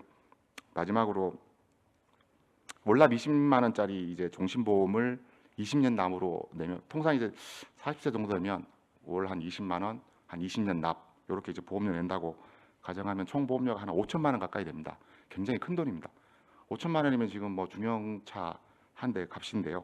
이런 이제 종신보험, 그다음에 이제 각종 이제 건강보험들은 구조가 굉장히 복잡하고 민원도 많습니다. 그래서 이런 부분, 이런 상품을 디지털로 접근한다, 이건 좀 문제가 있는 것 같습니다. 그래서 결국 보험 상품이나 그 채널의 특성을 충분히 고려해서 이 소비자 보호 관점에서, 소비자 관점에서 대면과 디지털, 방카, 하이브리드 각각이 가야 될 부분을 명확하게 저희가 고민해서 설정하는 게 필요하고요. 그러한 측면에서 이제 발제자가 제시한 이 융복합 채널, 그러니까 즉 이제 보험 정보를 탐색하고 가입하고 유지하는 모든 과정에서 소비자가 직접 채널을 선택할 수 있게끔 해주는 게 이제 옴니 채널이라고 하는데요. 그런 옴니 채널의 도입과 규제 개편이 굉장히 유용하다고 생각합니다. 예를 들면 앱으로 이제 보험 정보를 쫙 검색을 하고 실제 가입할 때는 설계사를 만나거나 아니면 전화나 화상으로 보험 가입을 한다든지 아니면 역으로 설계사를 통해서 보험 니즈를 이제 확인했는데 가입은 뭐 나는 그냥 앱이 좋아. 그래서 앱으로 이제 가입을 할 수도 있는 거잖아요. 또 바꿔 얘기하면 뭐 온라인 보험사니까 온라인만 해. 아 이거는 지금 현 이 돌아가는 환경에 안 맞는 거 아닌가. 온라인으로 막 하려고 그러니까 이게 힘들죠. 예, 온라인도 뭐 TM이 됐든 뭐가 됐든 좀 복합해서 고객이 원하는 대로 맞춰줄 수 있는 그런 고민들을 저희가 좀 해서 지금 법제는 그렇게 안 돼 있는 것 같습니다. 그래서 우리 보험업법이라든지 여러 가지 이 감독 규정이나 체계를 그런 쪽으로 좀 고민해서 과감하게 좀 도입하는 것도 고민을 해야 되지 않을까 생각을 해봤습니다. 예, 이상입니다. 네, 감사합니다. 이게 이제 제조사하고 판매사하고 같이 책임지라고 하면 아무도 책임지지 않을 것이기 때문에 그러면 결국은 지금처럼 다 보험사가 책임지는 걸로 남지 않겠느냐라는 지적을 해주신 것 같고요. 또 GA에 대해서도 배상 책임 보험이라는 것도 있고 또 뭐 인증제도 같은 것도 고민해 볼 수 있으니까 조금 더 책임을 잘 합리적으로 나눌 수 있는 방안에 대해서 말씀해 주신 것 같습니다. 또한 또 디지털 시대에 보험사들이 좀 더 그 다양하게 활동할 수 있도록 하는 감독 방향이라든지 규제 방향에 대해서도 좀 업계의 이익에 충실하게 말씀을 해주신 것 같습니다. 예, 그럼 이렇게 네 분의 토론 들었고요. 또 중간에 또 발제에 대한 질문도 나온 만큼 안수현 교수님 먼저 조금 해주실 말씀 해주시면 좋을 것 같습니다. 네, 감사합니다. 오늘 저도 이 발제를 준비하면서 많이 공부도 했고 또 우리 보험연구원에서 지금까지 많은 연구를 해주셨기 때문에 그 자료들을 또 참고하면서 좀 정리를 했습니다. 그러면서 고민한 것 중에 하나는 이제 이런 시장 환경 변화에 따라서 분명히 판매 체련의 변화에 따른 책임 구조도 좀 정비를 해야 되는데 말씀하신 것처럼 비전속 채널, 저희는 이제 그 비전속 채널, 특히 대면에서는 GA의 어떤 비중, 그 다음에 온라인에서는 이제 앞으로 플랫폼 채널이 강세를 띨 걸로 예상은 합니다만 그거에 상응하는 사적 배상 책임 체계를 어떻게 법에서 좀 명확하게 할 것인가, 이거는 사실 쉽진 않죠. 그렇지만 이제 종전에는 이게 별로 어렵지는 않았습니다. 다 아시다시피 전속된 보험 설계사 중심의 채널 구조였기 때문에 당연히 피용자 행위의 불법 행위에 대해서는 사용자가 책임을 지는 이런 사용자 법리가 굉장히 직관적으로나 또 현실에도 부합했던 게 사실입니다. 그래서 제가 이제 이번에 준비하면서 고민한 거는 아까 많이 질문을 해주셨는데요. 두 가지입니다. 아주 정확한 제가 고민했던 부분들을 말씀해 주셨는데 하나는 권한과 책임이 상응해야 된다라는 기조가 우선 확립이 돼야 되고 그 부분에 대해서는 2008년 또 2015년 판매 전문회사 어떤 설립을 추진하면서 저희 정부도 고민을 했던 것 같습니다. 아시다시피 보험 대리점은 현재 기본적으로는 상법상 우리 대리상이긴 하지만 그 권한이 매우 제한되어 있고 계약 체결권이라든가 그런 권한이 주어지지 않은 채 중개 대리점의 역할만 수행을 하고 있습니다. 따라서 매우 제한된 역할을 하고 그 상품에 대해서 설계하고 또 충분히 그 상품에 대해서 많이 알고 있는 보험회사의 어떤 지휘 감독이 분명히 요구되지 않을 수밖에 없는 상황인 것도 사실은 이 금소법 45조를 쉽게 개정하지 못하는 원인이 되기도 합니다. 그런데 현실은 갈수록 대형화 또 조직화된 어떤 대면 채널의 이런 질적, 아까 양적 성장을 말씀하셨는데요. 그에 상응하는 또 책임 법제도 만들어줘야지만 정말 더 건전한 시장 질서를 만들 수 있다라는 점도 감안을 해야 될 것 같습니다. 그래서 권한과 책임이 함께 가면서 한편으로는 우리 또 정지현 사무총장님 말씀하신 것처럼 소비자의 보호에도 충분히 고려된 그러한 배상 책임 법제가 만들어져야 되는데요. 제가 발제에서는 분명히 이제 독립성 요소를 감안해서 보험 중개사는 분명히 배상 책임 45조가 적용되지 않기 때문에 그에 상응하는 어떤 특징들을 잘 추출해서 그에 해당하는 유형들은 45조에 적용해서 면하는 그런 접근 방법도 생각해 볼 수 있다 이렇게 말씀드렸고요. 그 중에 하나가 이제 금소법 개정안으로 나온 대형 지회의 경우에는 1차 책임을 지는 방안도 설득력이 있다 이런 생각을 해봤습니다.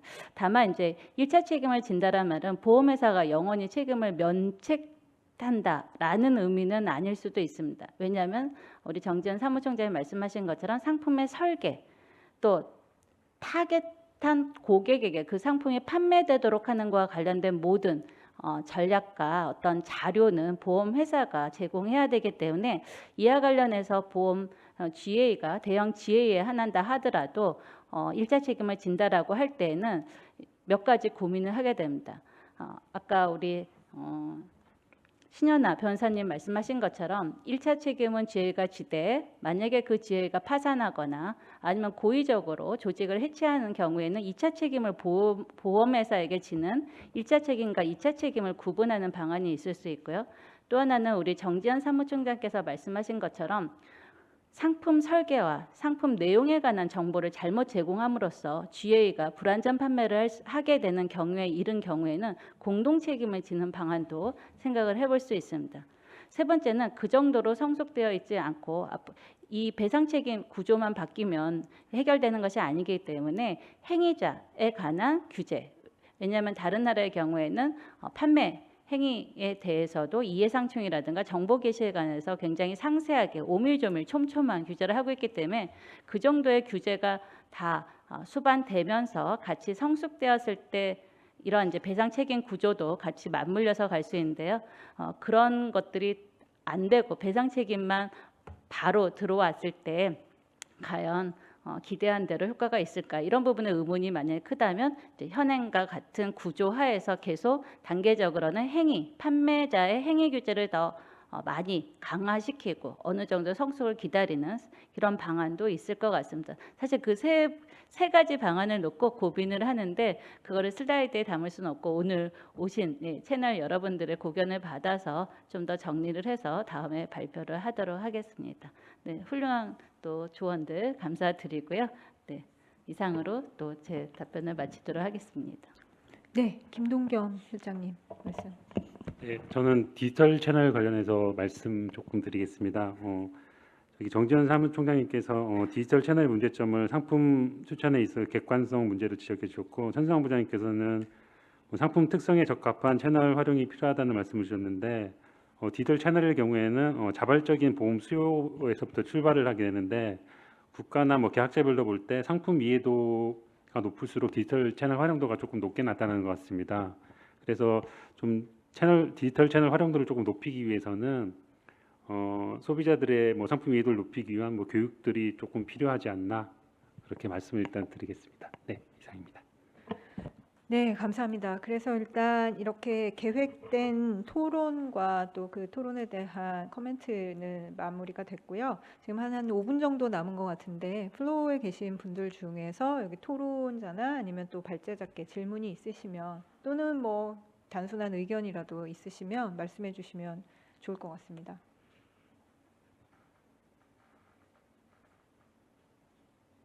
네. 장시간 앉아 계셔서 피곤하신 거죠? 사실 오늘 그 보험연구원에서 조찬 포럼도 있었습니다. 그래서 지금 많은 분들이 지금 새벽에들 일어나셔서 여기 와 계신 분들이 있거든요. 그래서 그래서 사실 그 조찬에서도 아무도 질문을 안 하시기는 했습니다. 일어나 앉아 있는 것만 해도 어디냐라는 분위기가 좀 있었는데요. 오늘 이렇게 장시간에 걸쳐서 자리에 함께해 주신 모든 분들께 감사드리고 오늘 발제해 주신 두 분 또 이렇게 토론 참여해 주신 분들께 모두 감사드립니다. 감사합니다. 이상으로 마치겠습니다.